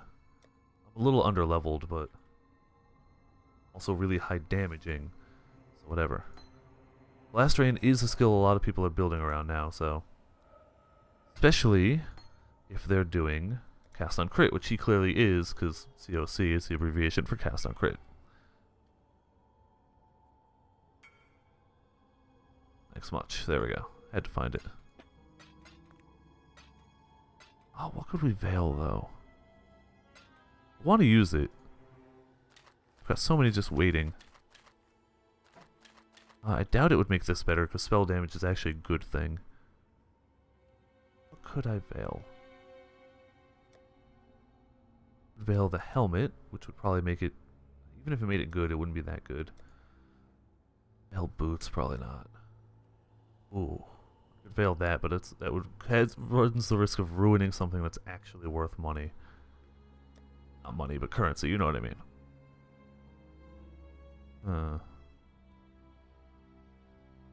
Just to demonstrate, we will veil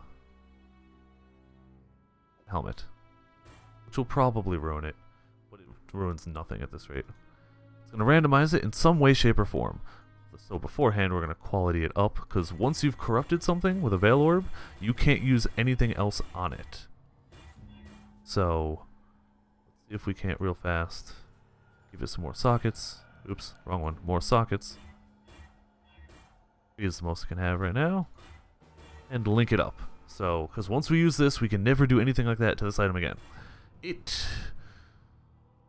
did nothing, it looks like. Okay, well... We got the thing for using a Veil Orb, which also means we can quality this and get a challenge complete for using the correct currency orbs. Nice. So we cut the value of this pretty drastically. Mastercraft colors afterwards. Oh! Did not know that. Thank you. I guess it just means you can't use currency on it. Okay. Thank you much for that help. Was unaware of that fact. We're keeping the wand. Fire resist, but it kills a bunch of life. What's our fire resist at? Shit, I should probably take this helmet. I should almost certainly take that helmet, actually. Life is good too, though. Don't need gloves, don't need that. Wands can go.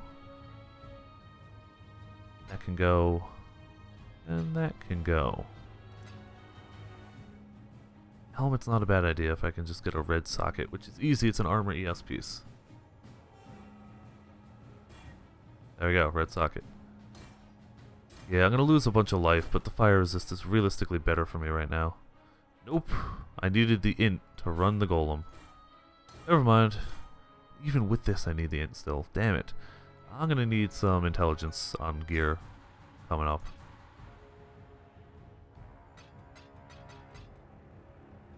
One can be chilled over here for now. I'll just put this for an alk now. I don't know what it's worth. I'd be happy with an alk for it. And continuing on.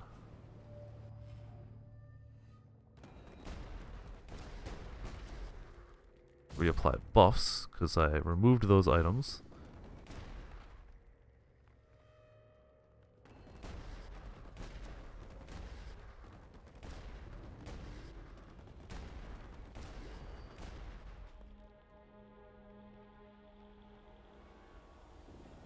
Yeah, once I hit my waypoint, I may go see if I can just buy the increased area of effect on my other character and transfer it over.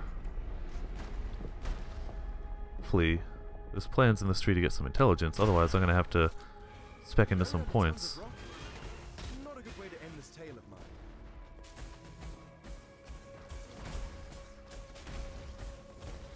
And I found a dead end, of course.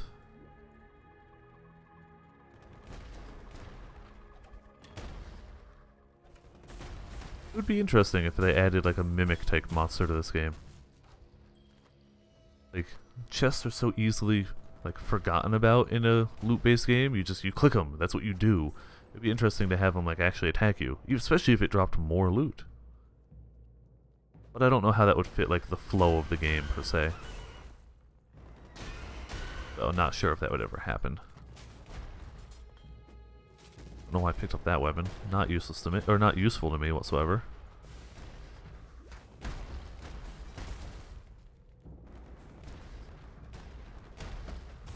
I missed the guy I was aiming for.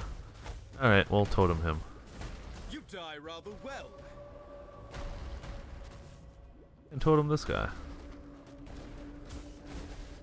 Ooh. Nice.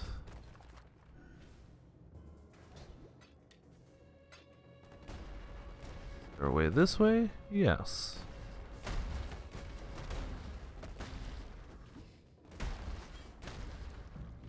Superior shield. Can sell that off at least. And here we go. Let's see if my other guy can buy me what I need. We've definitely hit the waypoint.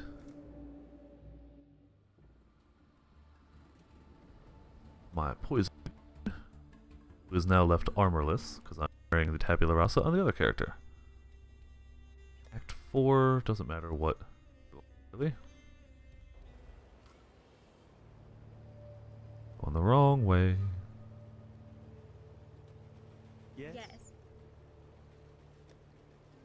Yes, increased area of effect. It buys it at level 3. I can always down level it if I need to. I also buy a clarity for him while I'm around here, because I think a clarity would matter a lot. Duelist was not having any of that. Hello. Ice Nova. Clarity. Perfect. So we just pop them right here and pick them up. And we swap back. Oh, hold on. That. Dexterity, all elemental resist. That may actually not be terrible, but whatever. I'll keep what I got.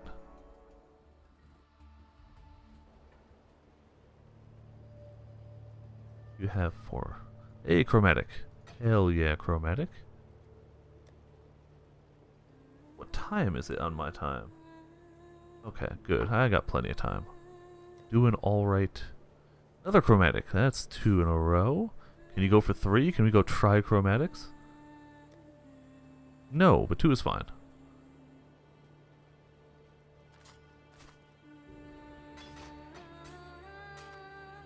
Funny thing is, it's may look like I have a ton of chromatics now. You can fly through those so fast when you're trying to get stuff set up.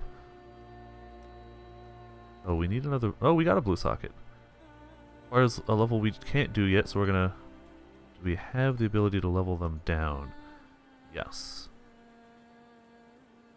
We want 1 scouring and 1 scouring.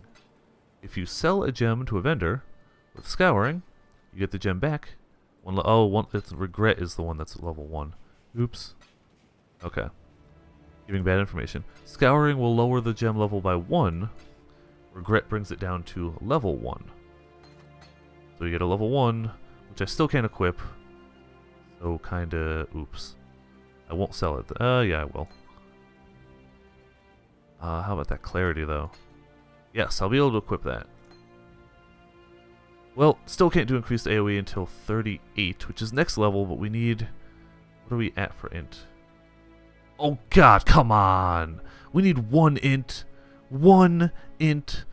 God damn it. Oh, can I buy better than 27? If I can get a 28, I can equip it.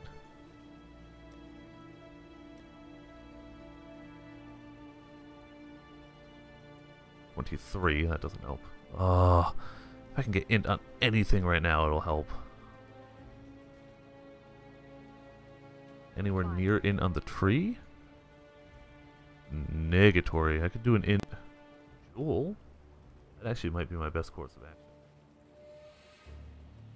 Where's my skill tree bringing me? Is it going to bring me towards int anytime soon?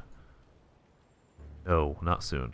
Not really at all. Where am I supposed to get the freaking int on the tree? What was their plan for this? I'm not near any of those extra int nodes. I could spend 2 points to go up there right now. Spec out of that for the moment. That'll give me 30 int, which will last me a little while, and I can respec out when I don't need it anymore. I'm gonna see if I can get an int jewel. Probably my best bet. We got jewel. We've got int, not inty. +2 intelligence. Let's just say resist. Oh no, total I wanted. There we go. We want online and buyout.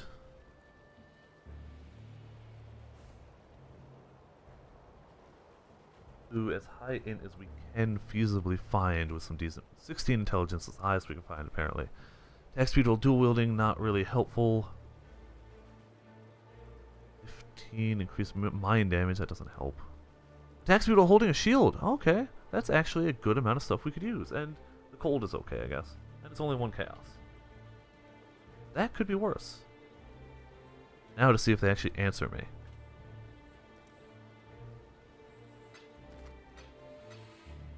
Clarity, we can pop in and run. That will help a tad. Anytime now, person. You can respond, you can invite me.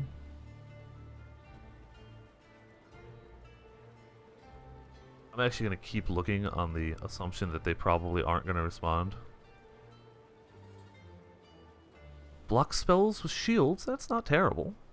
Attack speed while holding a shield, that's actually legitimately better for us. And whisper them. Whoever responds first gets it. Let's just keep looking. 3 alks. Ooh, physical damage, intelligence. Ooh. 3 alks might be worth that one.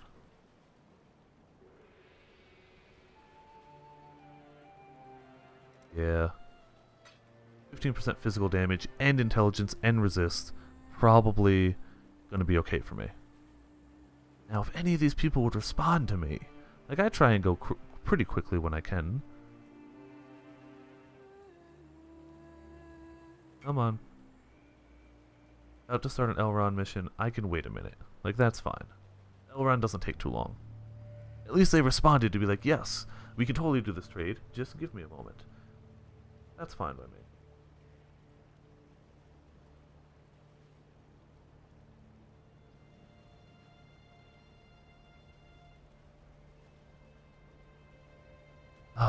So now I got a email. Apparently, the convention I'm going to, I bring several characters to cosplay as. My newest addition is Hans from Frozen, because I actually naturally have the sideburns right now, and my hair is close enough to the color that, like, I just run with that.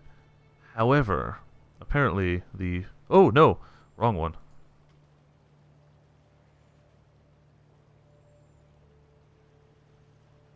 Didn't mean to invite him to guild. I meant to visit hideout. Apparently the convention I'm going to is doing their Disney photo shoot on Sunday, which is a downside because I have other characters I'd like to go as, but they don't have sideburns.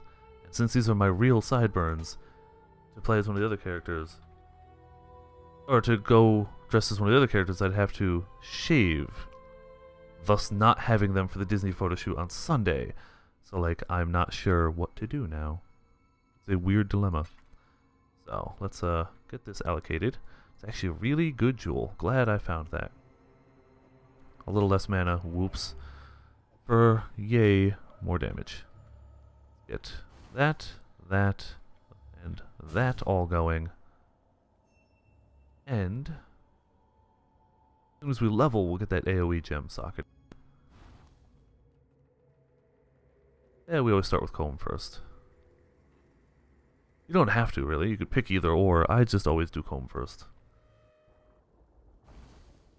I once heard Akadoi mention their Island of the Dead. Perhaps this Wow, I immediately picked the wrong direction? Cool. That's magical. Just wonderful. What is our damage up to now, I wonder? Ooh, silver coin. Level 1 Veil Immortal Carl for 1 alchemy. Sweet, I get that alchemy back, essentially. And I may as well keep popping up the clarity.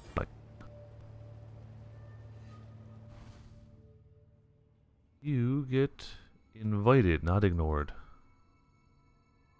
1 alch, Veil Immortal Call. That back for what it's worth. I wonder if there's a skin for that I could get. The totem, but I'll probably keep it as is for now. And we do a... Thanks much. There we go.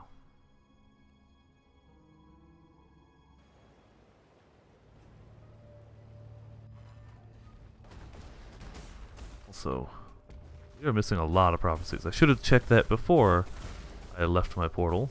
But whatever, we're running back.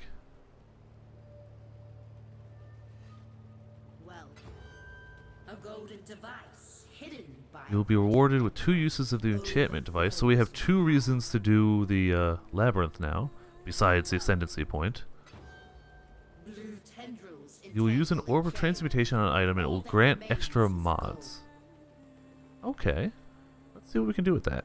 Yes, Not you. I'm watching you. So right now I kind of want to keep my physical damage if possible, so let's buy an item ring, an iron ring, not item ring, and transmute it. Fine. Let's see what happens with that. Oh, so it just turns it rare. Ooh, more physical damage. Damn it. Ah, that's actually bad, because now it's going to make it that much harder to replace that goddamn item. Yeah, we'll replace the rarity. So this is going to take me from 483 to... Yeah. Yeah. Yeah. Holy shit. Okay, well, we're not replacing that ring for a while. I should just pick up all iron rings and just fucking alch all of them with my, like, 3 alchs. Okay, that means I do have to get more of these, too. We're actually almost out of coins. Hello. Corrupt. Yeah, Val area, Val gem. And you'll discover an area with large packs of sea witches. Okay, that'll just happen. So we are good on our damage. Damage with all the buffs is gone up quite a bit from where it was. And that also increases our totem damage too, which is up to over 3k. So hell yeah on all of that. Once we get this level, we get our sweet AoE, and everything should start to get murdered everywhere. And our lack of resist is really going to start hurting. Unless we fight a cold thing. We are fine with cold resist. No issue there. I'm going to have to start finding it on something. Either helmet or boots is going to have to start giving at least double resist. Also, maybe this ring gave me enough damage that I can use my other ring and not worry about it.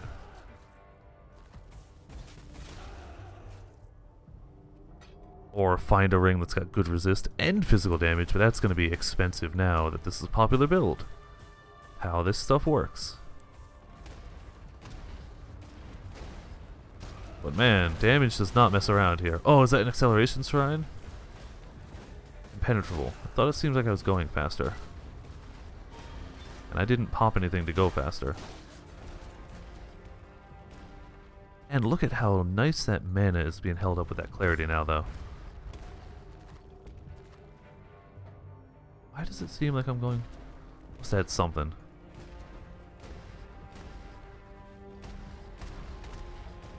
La da da. Yeah, I still can't chain it back to back, but at least between long stretches, not too bad. It's not great, but whatever.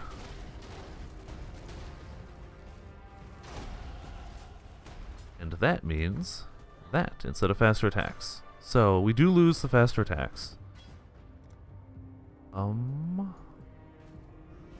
We're just moving on up. See if I can double check this. Actually pull it aside though. Moving on up towards this area for now. Life, which you could use. And yeah, we're kind of moving along the side going for life and such. Not too bad. Nothing super fancy, but we'll stay alive a bit longer. That said, I could also just stop tooling around with the extra damage and kind of like beeline towards increased AoE, but I feel like that's probably not a good call. I could do it, but I don't think it's a good idea.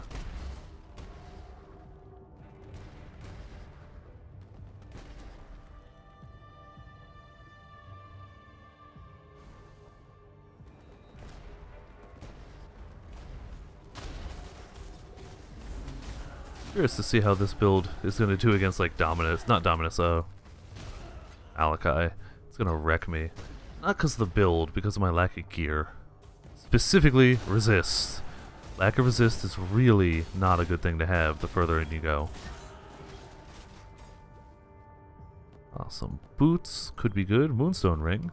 I may as well pick up any rare ring, because it could always have rolled damage, in which case I can still maybe get better defensive stats on it. Stay by my totem. Or just die. That's fine too. Next act boss is Malachi. I'm going to try and get to him. I still have some time, so I'm going to try and get to Cruel now, which means that when I stream later on tonight, assuming I have time for it, I can go straight to the Labyrinth and give that a go. That's my current plan, unless I end up going really slowly, which I don't seem to be doing. I mean, that's kind of the anti of this build. Slow isn't really in its vocabulary. That's my overall plan. The next act. Yeah, man, today I am off my game. The next act boss is Malachi. There's quite a few mini bosses on the way to him, however, so there's lots of boss killing to happen. I don't know what it is about today, but I seem to just be misspeaking and mispronouncing words repeatedly. Nothing's different on my end, so I don't know. Maybe it's just an off day. Maybe I'm just distracted with con hype. That could be it too. Oh, bullcrap, that didn't kill him.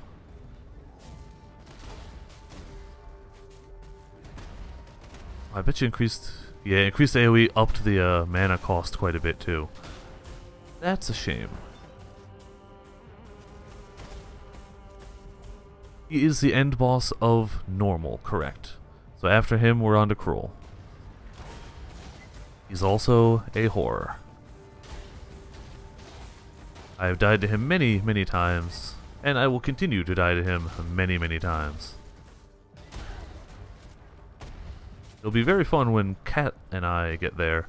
I imagine we'll have some entertaining deaths happening. Your mana flask.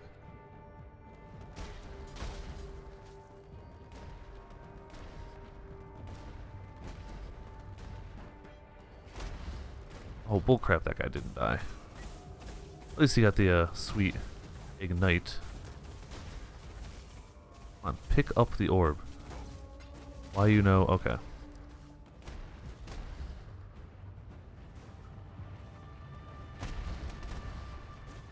Clearly, my mouse accuracy skills could use a little bit of work. Somebody who spends so much time on the computer, I'm clearly bad at being accurate with mouse clicks. Probably the reason I don't do wonderful in first-person shooters. Just a hunch.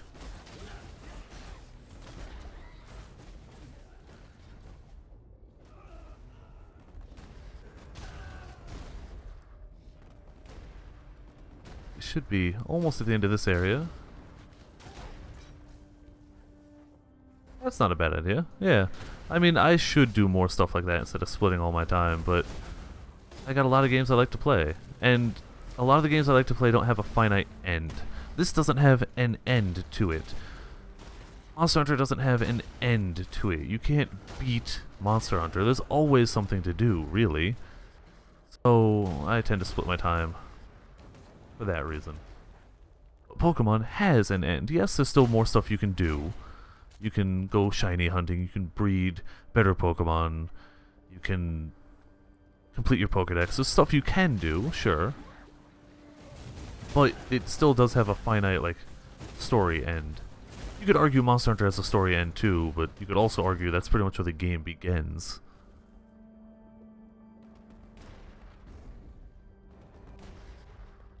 At 1k life, 10 to most of my resistances. This is going to be fun stuff coming up. Super fun.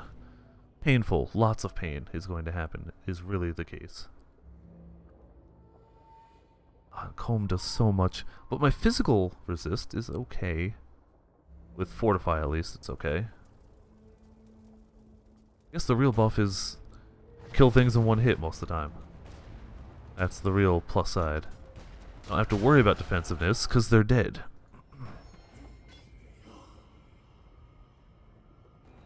Look at that guy. See? They can't hit me when they explode.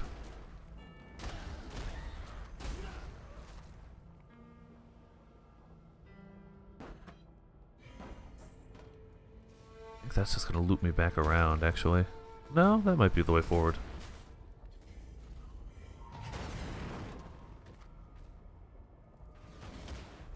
Artisans, okay. Some, currency. Wow. I guess some was the important word there. I didn't expect, like, 13 chaos or anything to pop out, but it would have been nice to have a few things. To buy my flame totem. Okay, cool. More currency for me.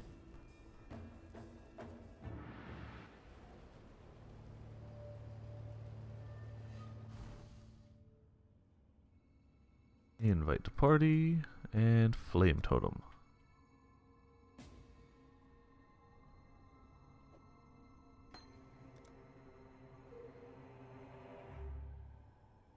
Wow, they got a catchy name there, yeah. I assume they're a necromancer, judging by the name, but don't have an alt. Cool, I'll take an Alk. That's perfectly fine by me. That's me getting way more money for it. That works for me. And yes, I named my character Leroy because I'm just charging into fights. What do you got? A sweet Alk of awesome. Yes. There we go. Wow, an Alk for Flame Totem. That's actually really good in my end, on my side. Thanks much. Did I have any gems to drop off here? I did not. Cool. I guess I did have faster attacks.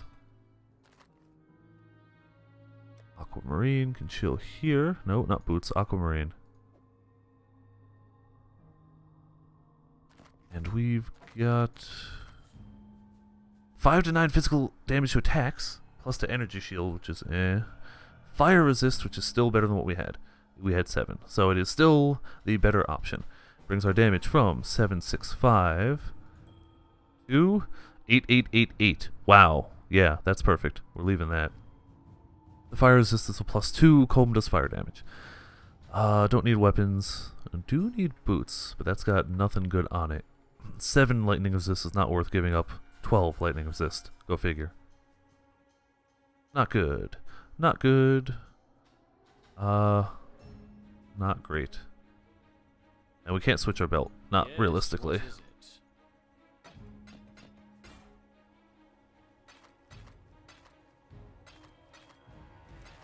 Alright, moving on up slowly. Damage is scaling. Very nice, though. Just because I'm too lazy to put those away right now. Continue moving our way to Comb. Dresso should be fine. He does cold damage, so shouldn't have any issues with him. Comb. We're up to 30. I mean, it's better than 10. Doing that much at least. Oh, get out of my way, you little pole. A little stick in the ground was blocking my path.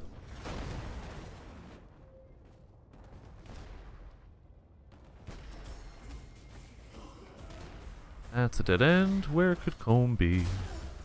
I would like to kill him. Very much. Should also grab a sip of my drink. My throat seems to be getting dry.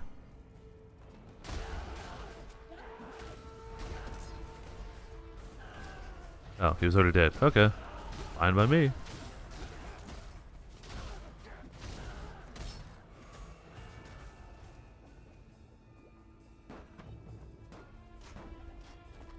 It's gotta be coming up. This area isn't usually this big. Or maybe it is and I'm just used to going too fast right now. Hey! It's a good thing I bought that clarity gem, because one didn't just drop for me right here. That was handy, I guess. Vigilant Strike, I don't think anybody will buy it, but never hurts to list it.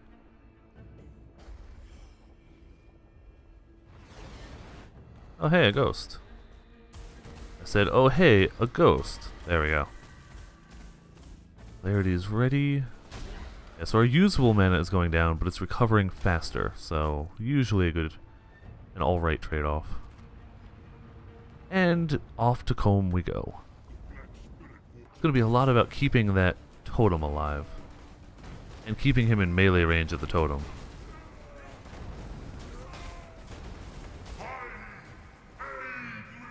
No, don't aid him. Definitely don't aid him. Okay, that was not shabby at all.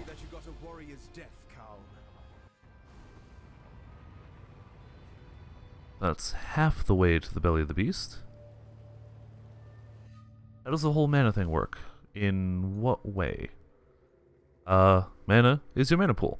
You get regeneration of mana per second, which is under miscellaneous defense, maybe? Mana regeneration per second. It scales based off of how high your mana is. You can also do certain skills that reserve a portion of the mana. So Clarity right now reserves 89. This reserves 25%. So this reserves a flat quarter of my mana. This reserves a number. So if I had a lot of mana, it would be less noticeable. To give me effects, like auras. Like this aura. That one. That's pretty much how that works. You can get items that increase mana regeneration, though I don't really seem to have many. That's why it's going up slowly. Yeah, that's the majority of mana there. I don't think there's much more to it. You can have things... You can get a passive on the tree or a skill gem to link to other stuff that makes it, it's called blood magic, which makes you cast spells with life instead. So in theory, if I set it up so I reserved my entire mana pool with auras, I'd have a lot of buffs, and then I could just put a blood magic with these skills so they are cast from health, and that would be an interesting idea. I don't do it too often, but that is a viable strategy for a lot of big buffs.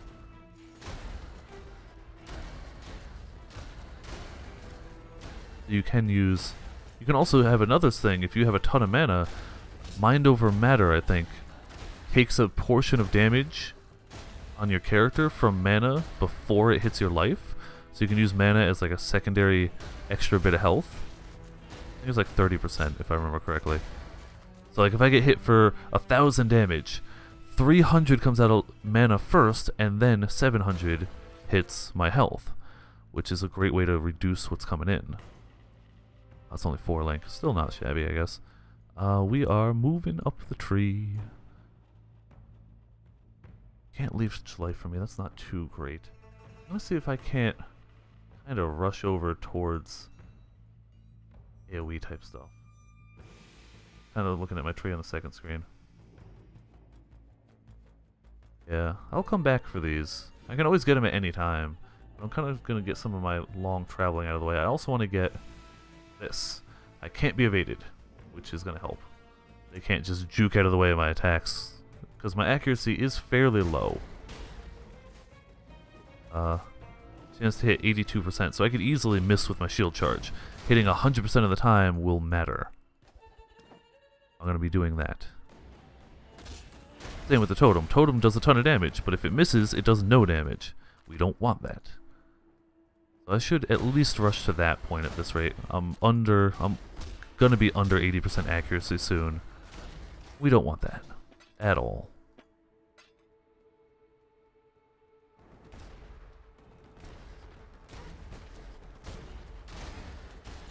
Nice long straightaways with enemies all over them. That's what this build clearly lives for.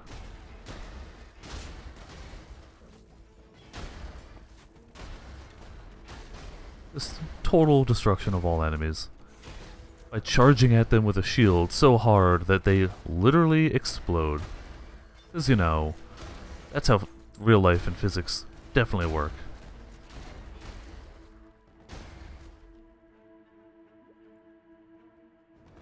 Oh hey, a ghost. Oh hey, a dead ghost. I don't care about weapons right now. Acceleration Shrine. Okay, well, gotta go fast. Let's pop our movement flask and just be doing this. What's in my way? Okay. There we go. This feels pretty speedy. Now, this is only with 15% movement speed on boots. It can go up to 30%, so you should rename it to Explodey Shield build. I mean, it's pretty much what it is. And the great thing is, I could at any time, if I decided I hate shield charge, with minimal respecking, change it to a normal facebreaker build. It really is just a normal facebreaker build with occasional points in shield things, which I can respec out of, if I would like to. Oh no, my acceleration's gone. Alright, if I don't get stuck behind things, that would be great.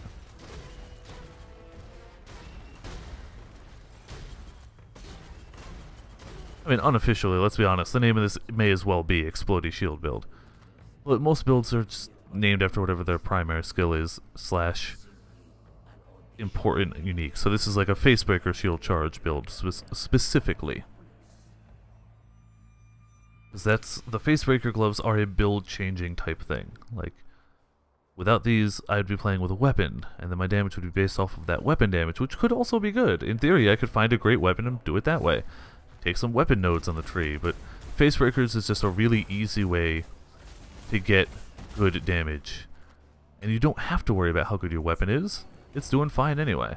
No, we don't have to sell. Do we need a prophecy? Yes, we need a prophecy.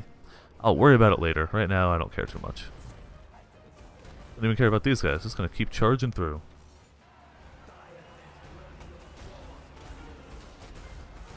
Yeah, you can definitely see that when I charge at things, I can be further away from them now with that AoE, and they still get hit by it.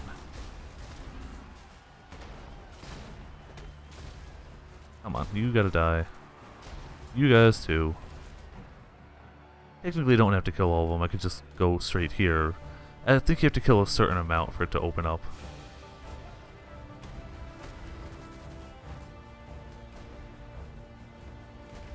Charging ahead.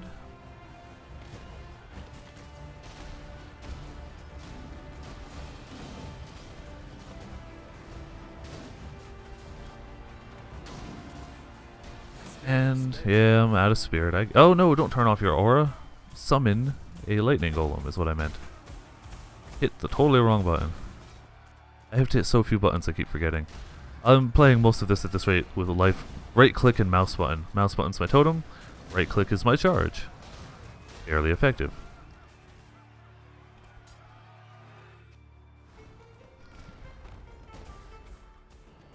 I still have to use potions and such too. I guess I could click those, but I don't.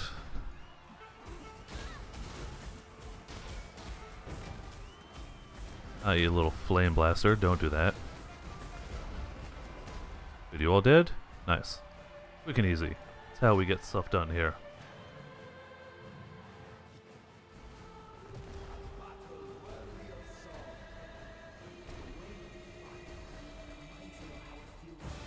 Alright, so this should be him, right?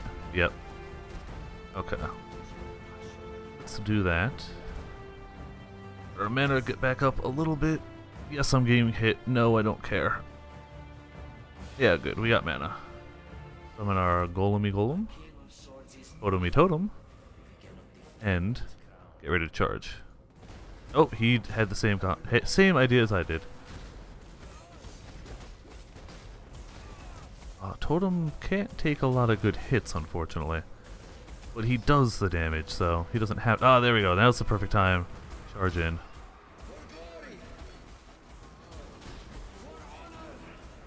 For glory and honor, how about for totems and charging? How about you just die? He's actually got more health than I always remember.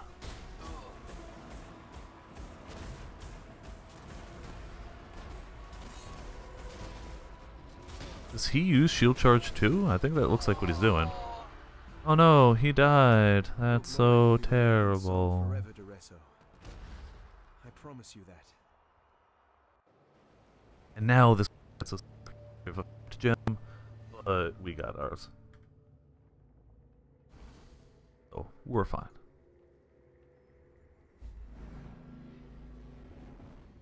Grab a reward, head to the belly of the beast, start working our way to Malachi. El Echo, yep. Increased area of effect. Don't really need any of them. I'm gonna take multi-strike just in case I end up doing any infernal blow. I would need it for that. I'll also eventually need it for my summon raging spirits build. So, dual purpose. We'll slay a powerful foe, we'll drop a rare item. Okay. Simple.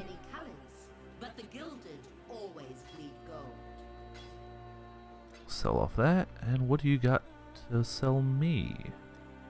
You've got a chromatic, and only 2, but that's not shabby. How many chromatics are we up to? We are up to 142. We're gonna need more than that, almost certainly. But first, let's get this belly of the beast going.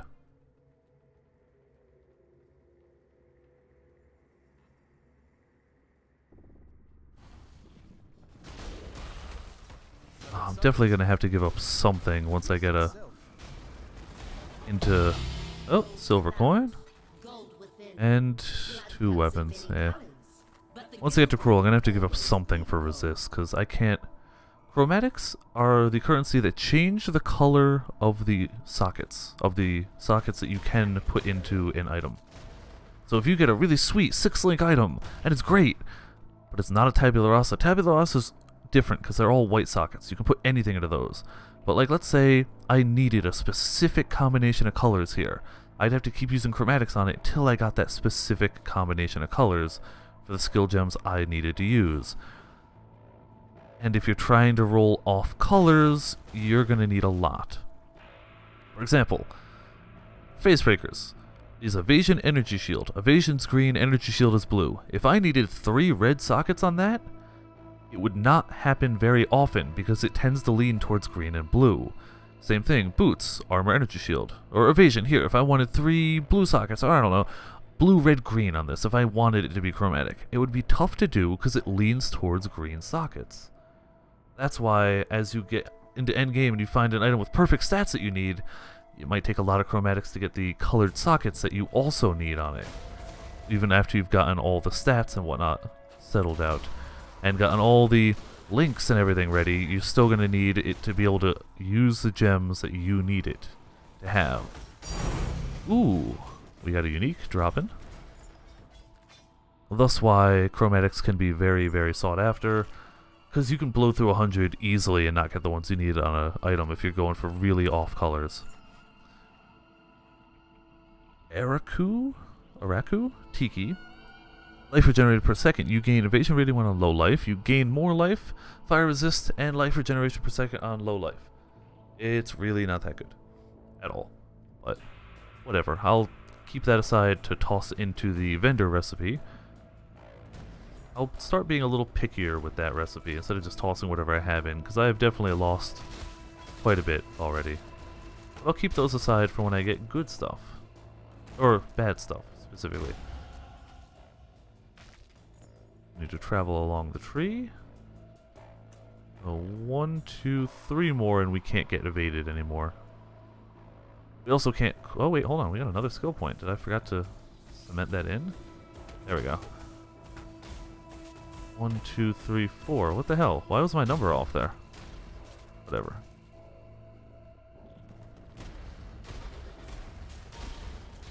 Doesn't matter. As long as they're dying. And we're not. We wants to buy my Herald of Thunder. Okay. We can do that. Level up my Protector Totem. Now probably up to quite a bit of damage. With this added damage support. Oh.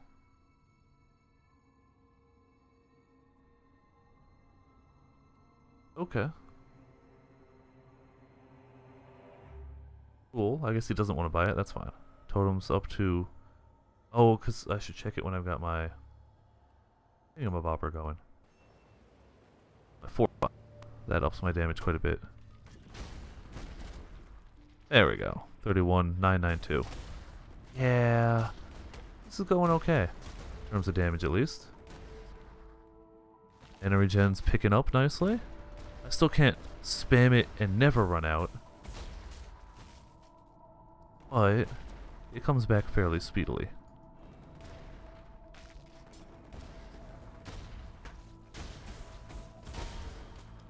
Bolt of Ash. Get that going.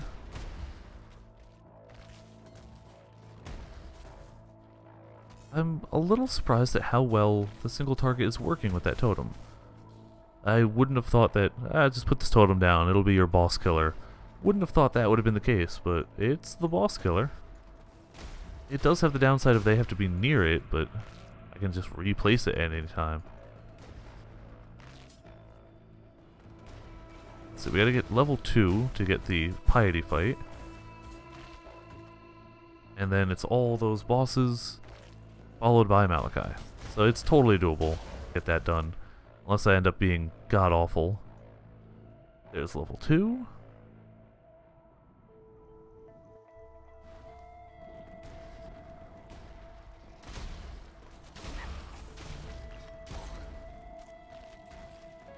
It's the whole exploding enemies thing.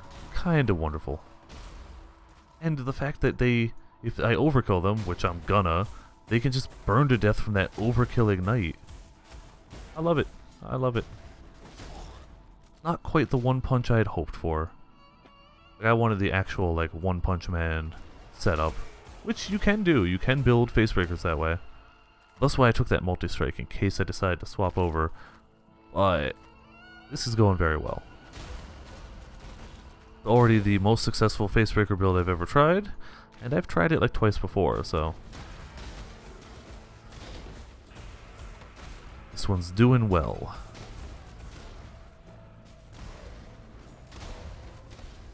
How much mana is the totem? 14. Okay, my totem's pretty inexpensive, all things considered. Oh, come on, let me through the doorway.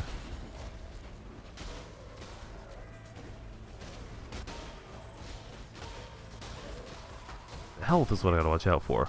As soon as I stop moving for any second time, they just decide to wreck me. Especially elemental damage. Especially, I think, lightning at this rate? Yeah, lightning and fire are still pretty low.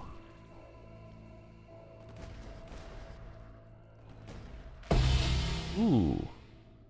Randomizes the implicit numerical values, not the one I'm looking for. That said, I still shouldn't randomize my Facebreakers. I think I'm better off as is, leaving them alone. 710 is not bad.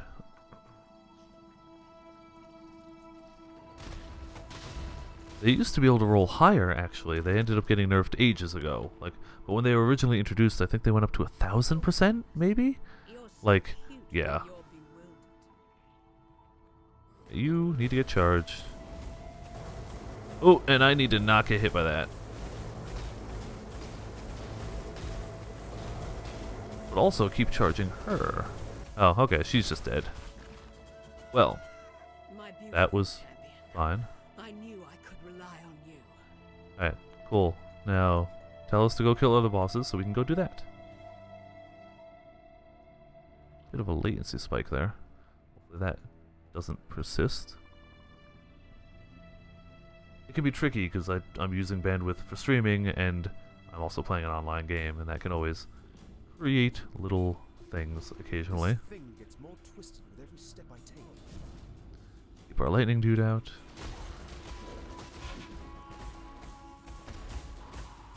The downside to not wearing a weapon, though, it definitely does limit the number of sockets we have available. Oh, that's a little bit of a downside, but whatever. Kinda still doing okay. Haven't really needed many other sockets yet. I could always run a Purity of Elements if my elemental resistances are really bad. It's an aura that gives you plus to all resist, but it reserves a bunch of mana, so I'd have mana issues. I'd probably have to take off the Herald for at least a little while. I hope to not have to do that, if possible. But it's good to have a backup in case.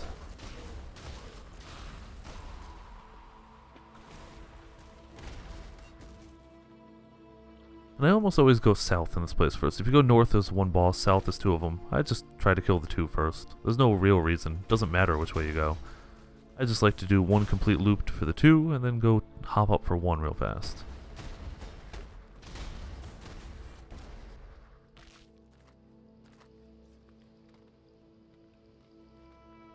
Alright, hey, how's it going?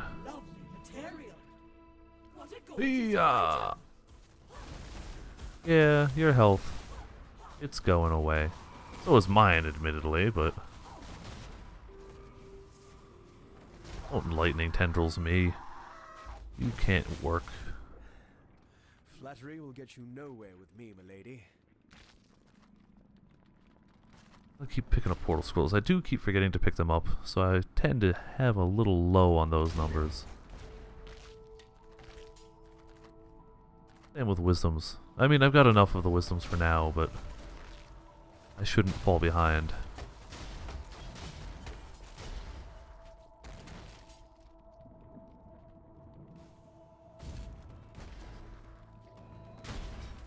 Through all you guys. So we definitely have a lot of incentives to do the labyrinth. We're going to get a bunch of loot. We're going to get double enchants, so we can enchant our Facebreakers, which will probably be a terrible enchant at this rate, but whatever. The enchants you get from normal aren't, excuse me, too great. It's later on, that's when you get better enchants. And can enchant other things. If we can get a great helmet enchant for a shield charge, That would be pretty... I don't even know what the shield charges options are. So yeah, gloves tend to do on-kill stuff, or when you haven't killed in a while. Same with boots.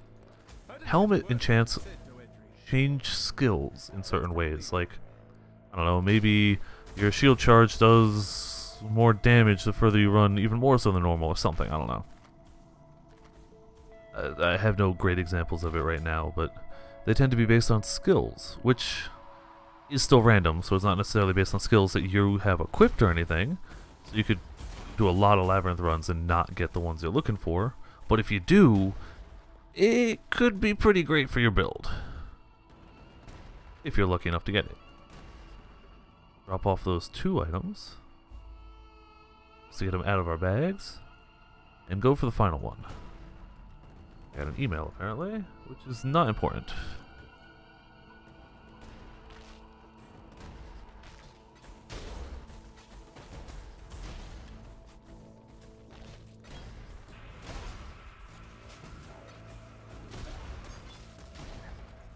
Rock breaker, I think I got a bunch of those, but never hurts to have a little more. Rock breakers are really handy once you get to mapping.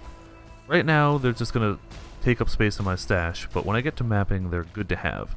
You can trade those in for cartographer's chisels, which up the quality of maps. So, I may as well stock up on them now, while I don't overly need them, so when I do, I've got a few to mess with.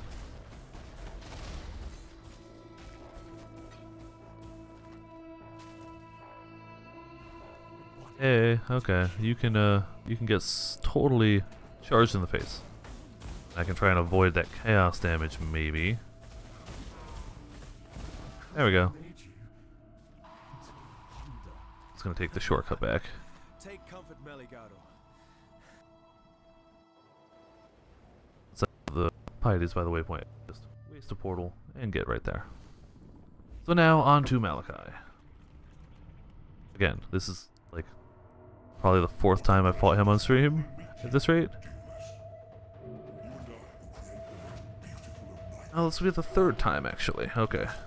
It'll be the 4th when me and Kat get here. Totem's good to go.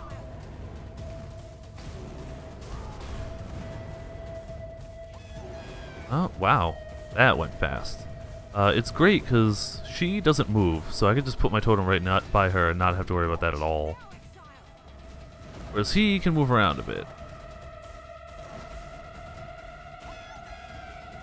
Wow, this is possibly one of the faster Malachi phase 1s I've ever gone through. Yeah, admittedly, it's only on normal, but still. Alright, well, on to phase 2 already. Oh no, poor Piety. We could listen to her monologue, or we can go to the boss fight.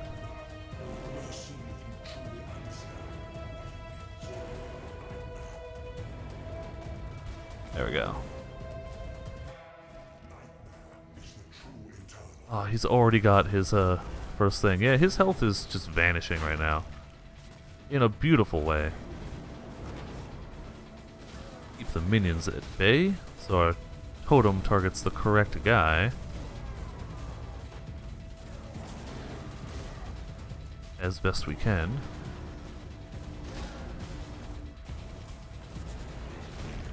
He got his 2nd immortality. Try and charge that bugger to death. There we go.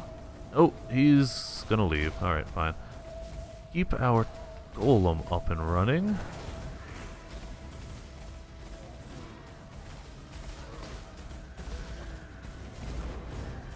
And his 3rd one already.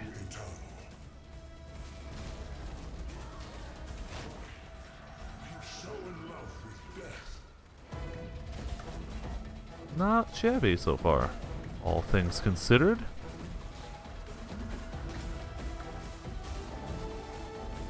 Oh, I wanted... Oh, okay, good. Killed him underground. There we go. Sealskin gloves, probably worth nada.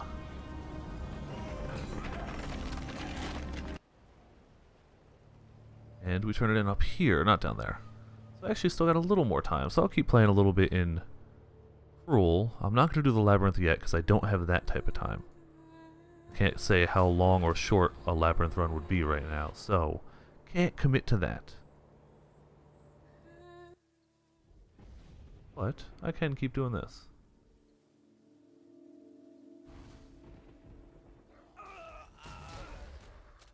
Even the dead rise to challenge me here.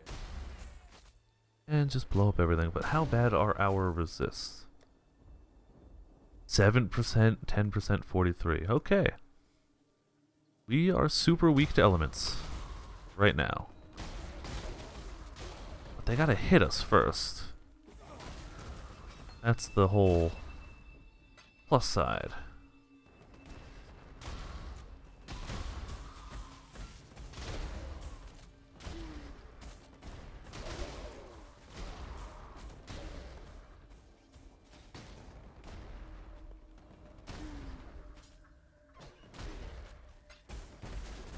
To be fair, we are getting close to catching up to the other character. I think the other character was at the end of Cruel.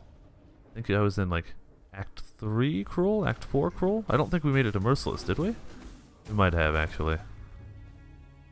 Yeah, I actually may have made it to Merciless, I don't remember. So we're catching up. Catching up very fast. 6 hours, okay. I'm ahead.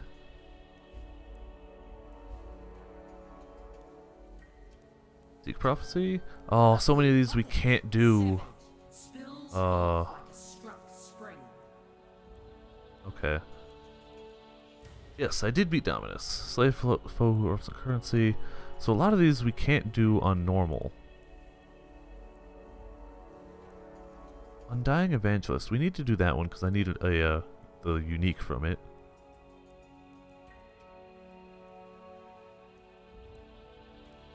We still didn't find Haku. We are lowest on lightning, so we'll give that a shot. Pray it's got some damage on it. It does, but not a lot. Yeah, I'd be losing quite a bit of damage.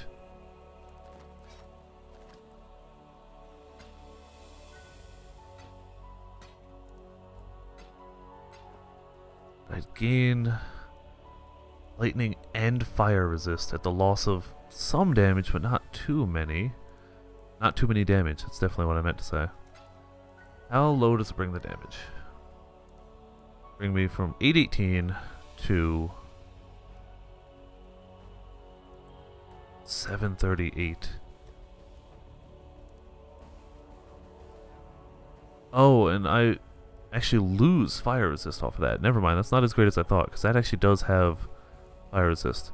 So what I'm going to actually do, I'm going to see if I can't make these rings better. That seems to be my best course of action right now. Improving the rings I have, and dropping off currency.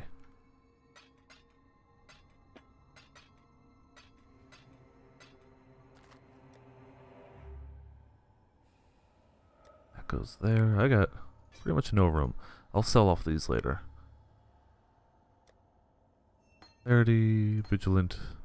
Multi-strike we're going to hold on to. I'm going to want that for my other build. Remote mine we don't care about. And this is specifically, I'm going to put things in the 5 area, which are ones that I'm perfectly fine just selling off. Don't think they're going to be worth anything, and so on and so forth. So, what level are you at? He's at 4, and I've got a daily mission. If I can do his daily mission, if he can get to 5, he'll have more options for crafting, and he's the guy who does jewelry crafting. So, this is a level 48 zone. We're 40. We'll see how this works. Probably still okay from the looks of it. Oh, we gotta feed souls to the relic. So we gotta kill him in here, specifically. And also put a totem by the relic to help out. Yeah, this is fine. So what if we're 8 levels under? Don't matter nothing. Like, at all, clearly.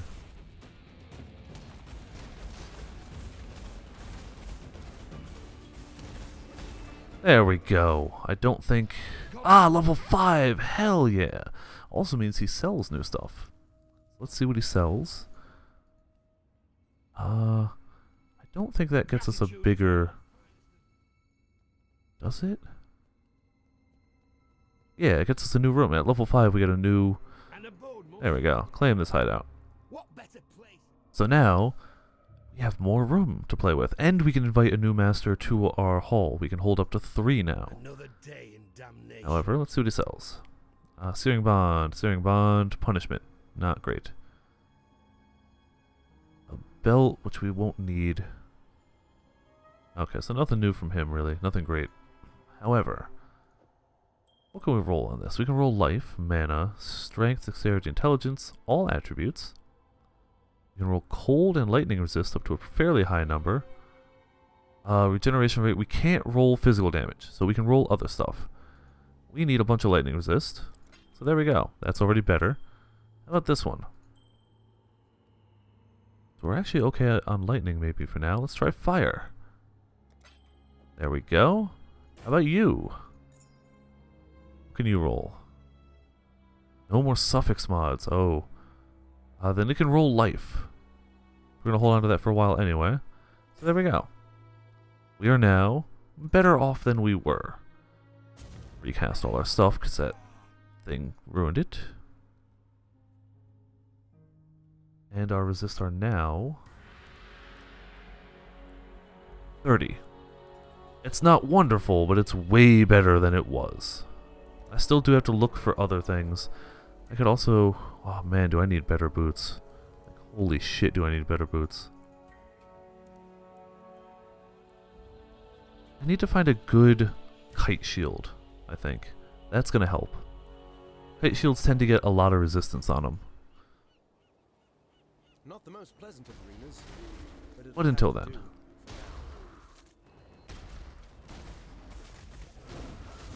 At least we won't just immediately die to this fire stuff or anything. See, there is a kite shield, but it's not a... I'm gonna wait till I find a rare one at least. But they do give all resist as their implicit, so no matter what, they're gonna have that.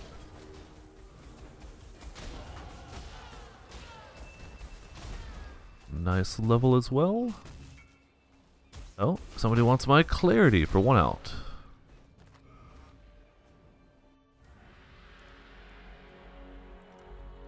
Clarity is one of those ones that clearly not every build has access to, thus why people are looking for it. I had another character that could get it, but they clearly don't.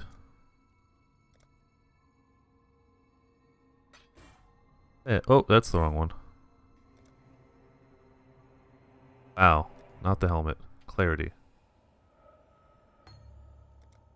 One of those days.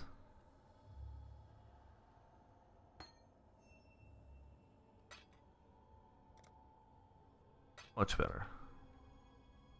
Thanks much to them, and yeah, I don't think they need an unidentified shitty helmet. Oh, we definitely need a better helmet too. That's got no resist on it, and that sucks. We lose a bit of life to gain increased... Oh, we can't take off our other helmet. It has intelligence. Can we? Nope. I can't quite get my head around this one. Oh, shoot. We actually have to equip this helmet to equip the gem that's in the helmet. We need more intelligence. Like, crazy more intelligence. I could lower the level of some stuff, but I have to lower... You can do without... Okay. So while we're here, if we're going to have to keep that helmet for a while anyway, let's make it better.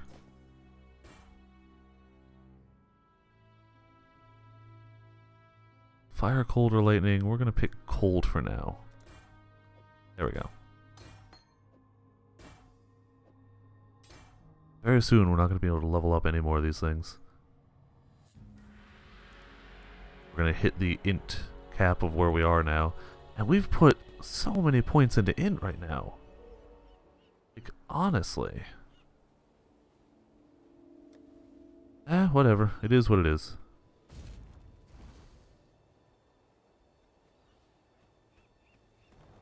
Everything's holding up for now, but we're going to have to find a place to get that int eventually.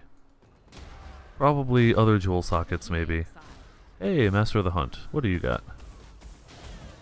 First of all, Fire Fury's gotta die. And all the people around her. Like so.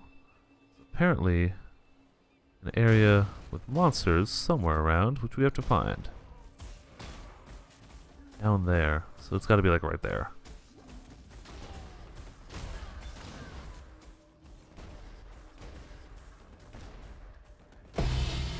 And a coin, very nice.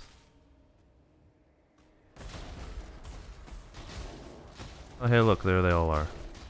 Or many of them. Orbital Scouring. Oh! What the hell? Oh my god, it's because of this guy. When these things get hit, they were popping their shields, and that thing just kept proccing damage. Wow, that ruined me. Okay, I lost a little experience, but I'll manage. Is that my first death? God damn it, my first death was some goddamn totems. Well, I feel terrible. But we must continue on. Get that scouring, and that's really about all we're going to pick up from there. Lacerate, maybe it'll sell. Though I'm pretty sure my last one didn't, so maybe it won't.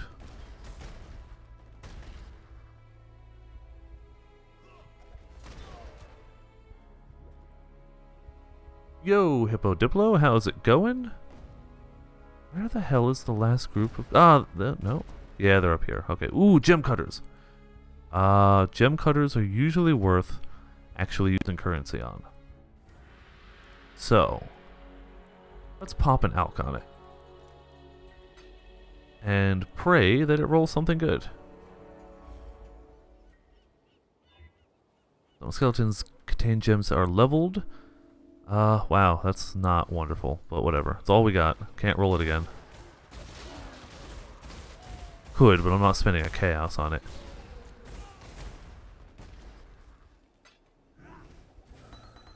Okay, so a bunch of gems. Rain of Arrows 15, Herald of Ice, Phase Run, Fast Projectiles, Anger, Molten Strike, Superior Stun, okay. At least we got a superior one there. A better superior, that's 14%, so hell yeah on that one. And melee physical. So, for the most part, only the superior ones mattered. I was really hoping for, like, contain gems. Ooh, and a chaos. Have quality. That would have been way better. Where did Tora go? We need to go return to her real fast. And then come back and do that side quest by the waypoint.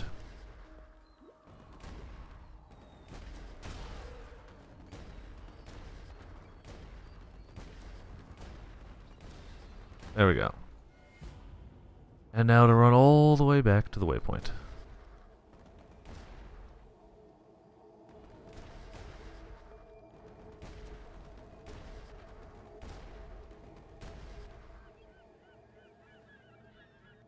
Get a sweet little side area going on here. Get our flask, which will probably be a better quicksilver. Oh. Sweet! He just exploded into currency. Hell yeah. Jewelers and a bunch of just little stuff. That's still fine. Chance to ignite support. Maybe somebody will need that. I doubt it.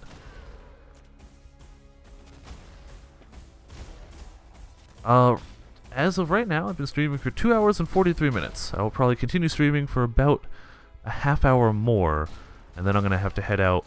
I will be streaming again later tonight, this same game. I'm feeling Path of Exile today, so that's what I'm playing tonight. I can't say when I'll be streaming tonight, though, because I'm going to be hanging out with friends. So when I get home and finish packing for the con, I'll be streaming. It could be earlier than I normally do, it could be later than I normally do. Who knows? They want my balls. Ball lightning, specifically.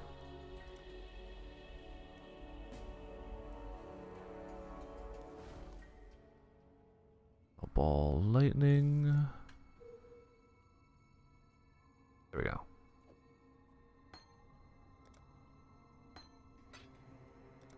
And a thanks much to them.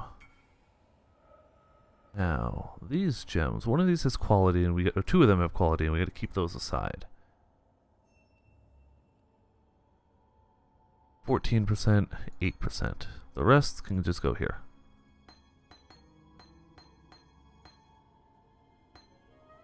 Lots of them going there.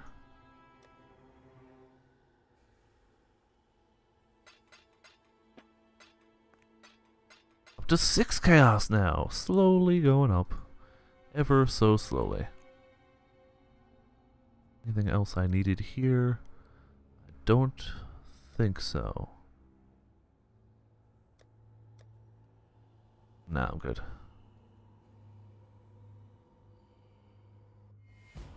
Wait, no, we had a portal open. Yeah, there we go.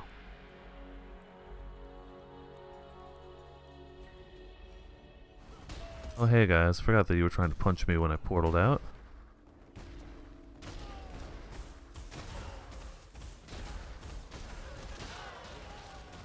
Rake should definitely drop pretty fast to the combination of that totem and the charges. Yep. Hollowed life, not bad. We're getting better life flasks. Again, generally speaking, I'm just trying to avoid getting hit ever. It's a good way to avoid having to use life flasks. Zealot helm, maybe it'll be good. I need another helm that's got a lot of int on it. The thing is, once I hit like roughly 68, when you hit about 68, that's when you can start buying stuff that's legitimately like good for the long haul. Then I can start like actually searching for the exact items I need.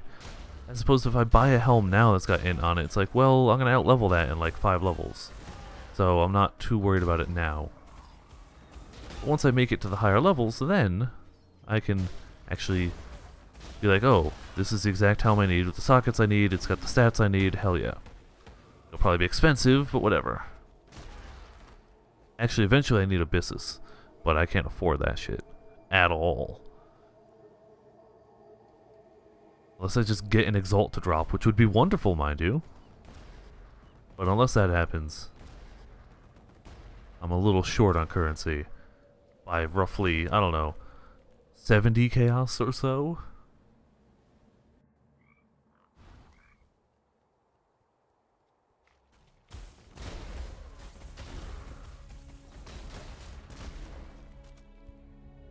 And it will be even better once I finish that labyrinth later. We'll get plenty of loot, we'll get 2 enchantments, and the Ascendancy class, which is what really matters. That'll be tonight, though. I can never quite gauge how long a labyrinth run is going to be. And if I can get a few more levels, I can get a little more health, too, and be a little safer in there. Because that will matter as well.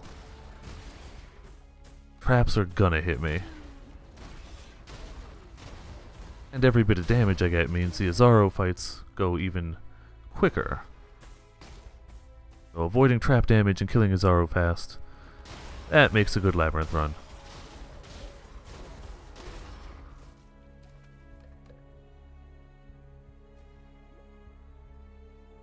Where is the exit to this zone? It's usually... Ah, hey, boss. There we go. Spirit shield, yeah, we don't need a spirit shield. We need a resistance shield, not a spell damage shield. Spell damage isn't going to help us too much right now.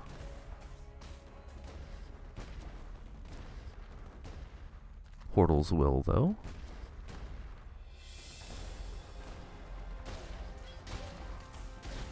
It's great when I didn't even notice there was enemies there. I'm just kind of right-clicking to move, and I charge into people, and they explode. Gloriously.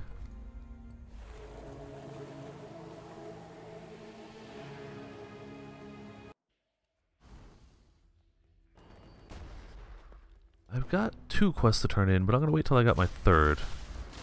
I'll get a free skill point off of that one when I got it. And then I'll go back in and get them all in one fell swoop. If I can avoid dead ends.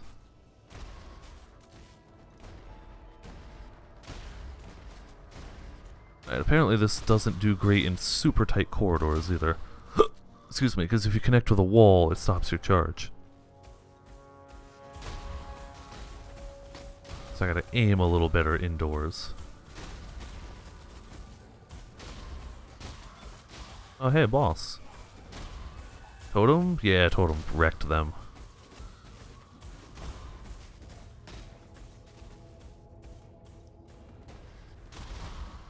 Looking for the passageway down right now.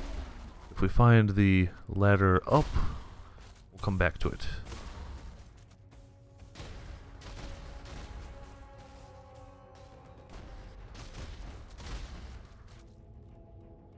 Well, that was a waste of an area, okay. It's a nice loop there just to make me waste some time. And it did end. Got it. This place is trying to confuse me.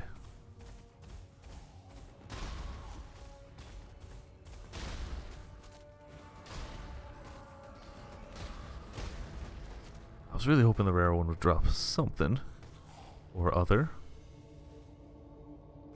Okay, I guess forward it is. I'd kind of figured the other way would have been the right way, but nope. Game says otherwise.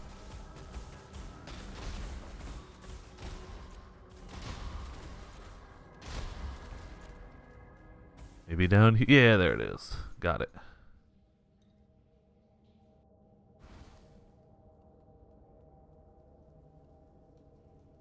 Or I could even wait till I hit the ledge and do a whole bunch of quest rewards. But my bags are going to start filling up with quest stuff, so probably sooner instead of later.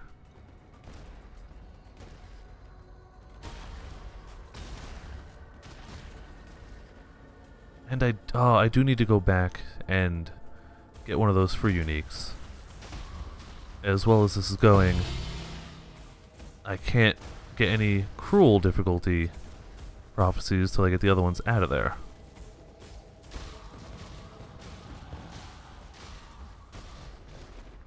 Nice, I guess. Some armor scraps.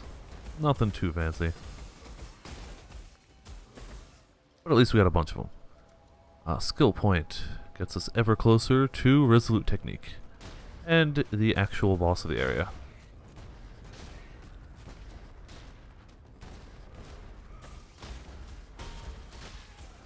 My spirit is spent.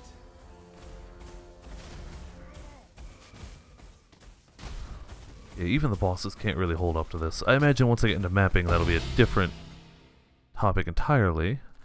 But until then, holding up pretty nice. So you have a flask for me. You have nothing. You have a prophecy. The green and verdant You will travel to the old fields where you encounter and slay an army of undead.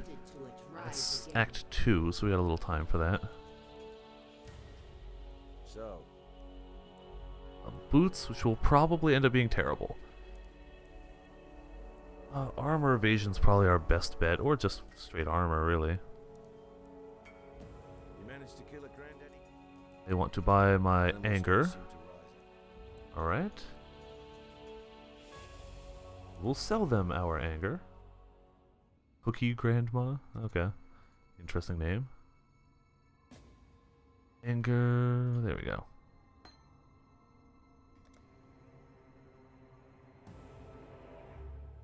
While we wait for them, we will skill point up. One more level till Resolute Technique. Then no more dodging. Or the enemy can't dodge, at least.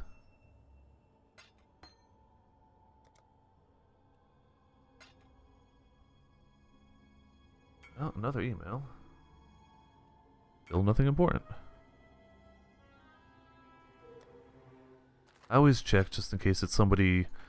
Even though I'm doing it in the daytime now, it probably wouldn't matter. I noticed the one time somebody did donate to my channel. If they donate from a different currency, it doesn't play a message or notify me in any way. I have to actually check my email because PayPal requests that I What is it? accept the conversion to another currency, and it's just stupid, and I hate that fact. Surgeon's Quicksilver Flask isn't that great. We're probably going to re-roll that. Spectral Sword can go away. Helmet can't even equip anyway.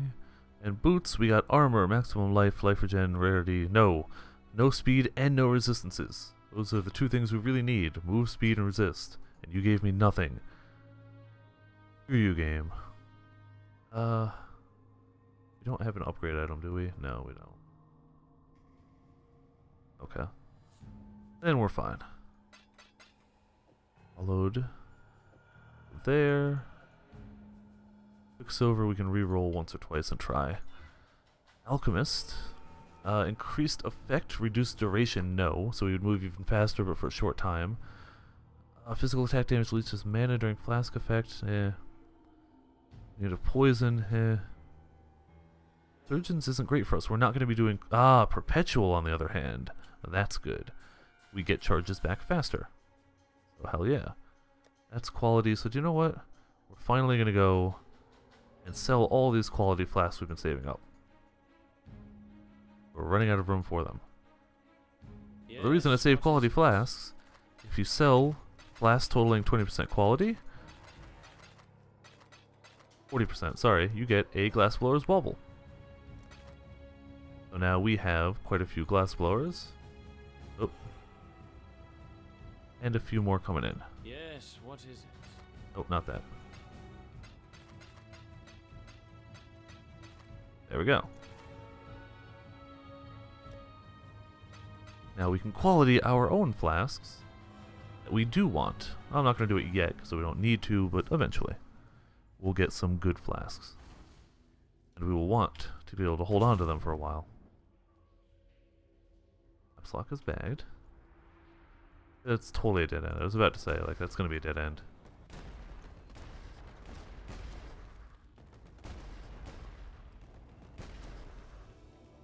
At least we know all the ways not to go now. The way forward's got to be, like, there.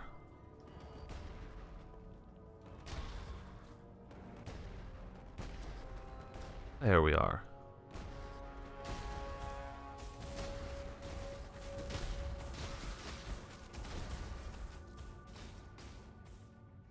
Still 20 mana cost.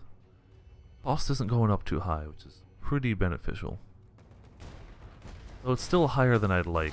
I'd like it to be a lower cost, but whatever. Doing what we can do. The clarity helps quite a lot.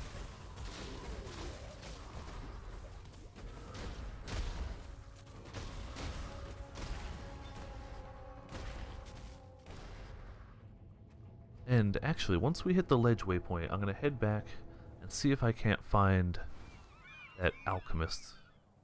The undying evangelist, I mean. The unique item. And then that'll probably be the last thing I do for this bit of the stream. After that, I'll do stuff I need to do. Like hang out with friends.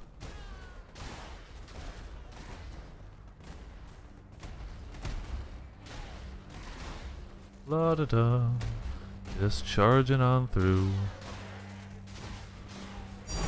Oh. Hello, rare amounts with inner treasure. Nice. This is actually something that could be worth money if I can link it up. This is Vol's Protector. This is useful for people who go cast on crit. Increase armor, energy shield, whatever. Reduce maximum mana, whatever. But gain a power charge for each enemy you hit with a critical strike. So as soon as you start to crit, you keep critting more and more. If I can 6-link that, it's difficult. It's legitimately worth some currency. It is a sought after one. It's not like the best, but it's good if you're gonna do cast on crit. Realized I had to blow my nose real quick. I wasn't too worried about dying while I had to lean away for a second. I don't think the stuff here is really gonna offer me much of a health-based challenge. There we go. So, we can go to the Scepter of God. Oh, that's the Lars Temple. Damn it. Not where I need to be. We need Scepter of God.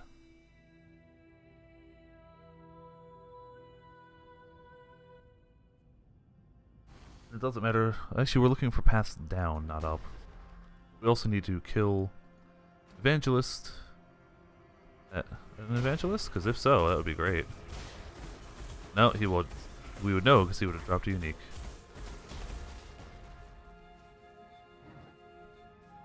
We'll just keep on going till we find one. I'm looking for the right guy, right? Powerful Undying Evangelist. Yeah. They're in lower and upper. According to the wiki. There you go. See, those are regular evangelists. We just need one to be magical or rare so that they drop the unique when we kill them. Not these guys. These guys are unimportant. Except for the coin, I guess.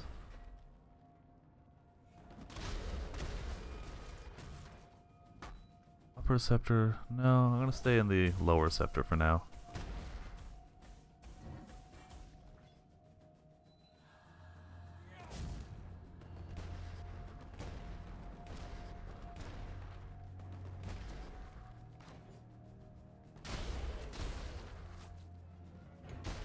And we still need to find Haku, too. Haven't seen him around in a while. And we've got one for him as well. Which will give us more rep, too, so it's like, it gets it out of our log, and it's good for us.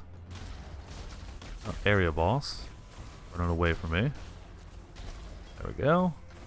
No more worries from him.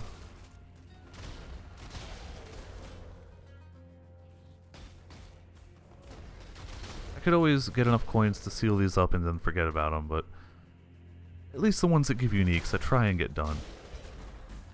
So you never know if they're gonna drop something good.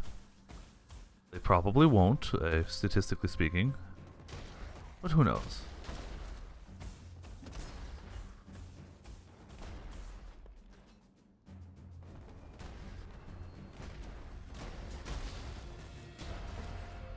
Had a little lag there while I charged that guy. Clearly I hit him so hard the game had to slow down a bit.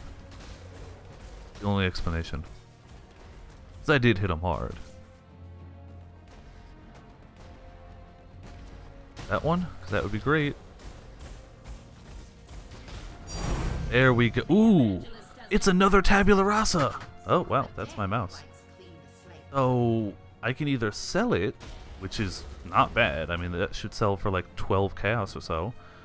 Or I can toss it on my other guy so that when I swap over to him, he can still have equipment. Either way, hell yeah. I'm going to try and end on the hour, so I'm going to see if I can find an area where maybe Haku will pop up.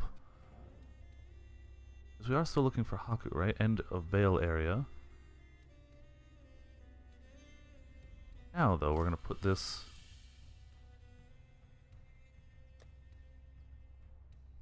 You know what? Ooh. Ooh. We can do science. We can do science. It is possible, if you science the tabula rasa, you can get it to have the ability +1 to the level of all gems in it, which is amazing. You can also turn it into just a regular item and utterly ruin it. So, we're doing science. Oh, I don't know if I want to do this, actually. It could completely ruin this item. But, no, I'm going to do it. I'm going to do it. I got this. It did nothing. Okay, that's also an acceptable thing. It can sometimes just corrupt it, in which case nothing was lost. We're holding on to that, though, for now. Not going to sell it yet. Same with this one. We're going to hold on to that. Now, where the hell... Haku tends to be in outdoor areas. I'm thinking... Act 4 is a bad place for him. Act 3 is mixed. Act 2. Somewhere like the old fields, maybe. He's definitely an outdoor guy. He's not really a find him indoors too often. It can happen, but it's not... Oh, I don't want to spend any coins here. Oh, but he'll be really low level here. Nope, never mind. Here he is. So, it does show there. We will find him. He'll get us more rep. He'll at least get us out of the queue. And we can spend our coins in Cruel.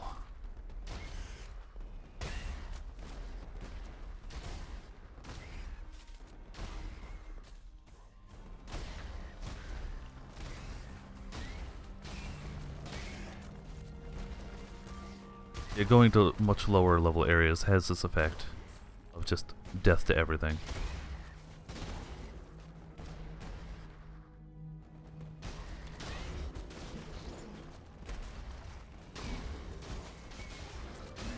Not even really going to pick up much unless I see something specifically worthwhile. Now, where is Haku? He's in the zone. We know that much.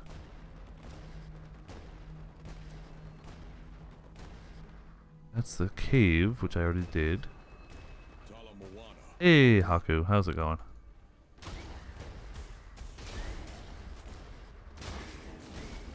I don't have to kill the stuff around him while I'm here.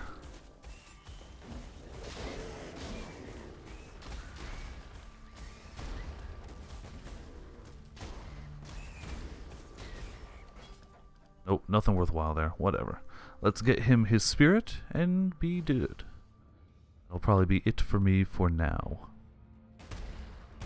Actually, no, I'll do the other... No, I'm not high enough level for the other Master's mission quite yet.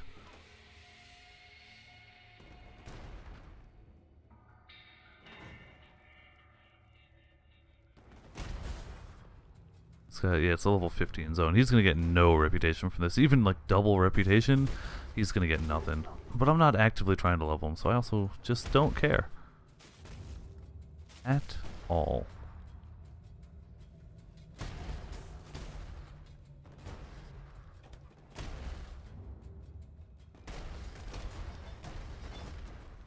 Not even worth... I picked up something. Didn't mean to. Not even worth holding on to it. Oh shoot, I forgot. Movement skills will make you drop the spirit. So it can actually be tricky when you're using a build like this that relies on movement skills. Or even my corruption one, actually. My Essence Drain Contagion can't Whirling Blades while I've got the thing, otherwise you'll immediately drop it. Yay. I did this thing. Buried by the southern winds. A master of So that battles, is... you say. That's it for now. This has been Viper S for Viperland. Thank you anybody who tuned in live. Thanks to anybody who may be watching the archives. Tune in later on today for more Exile pathing.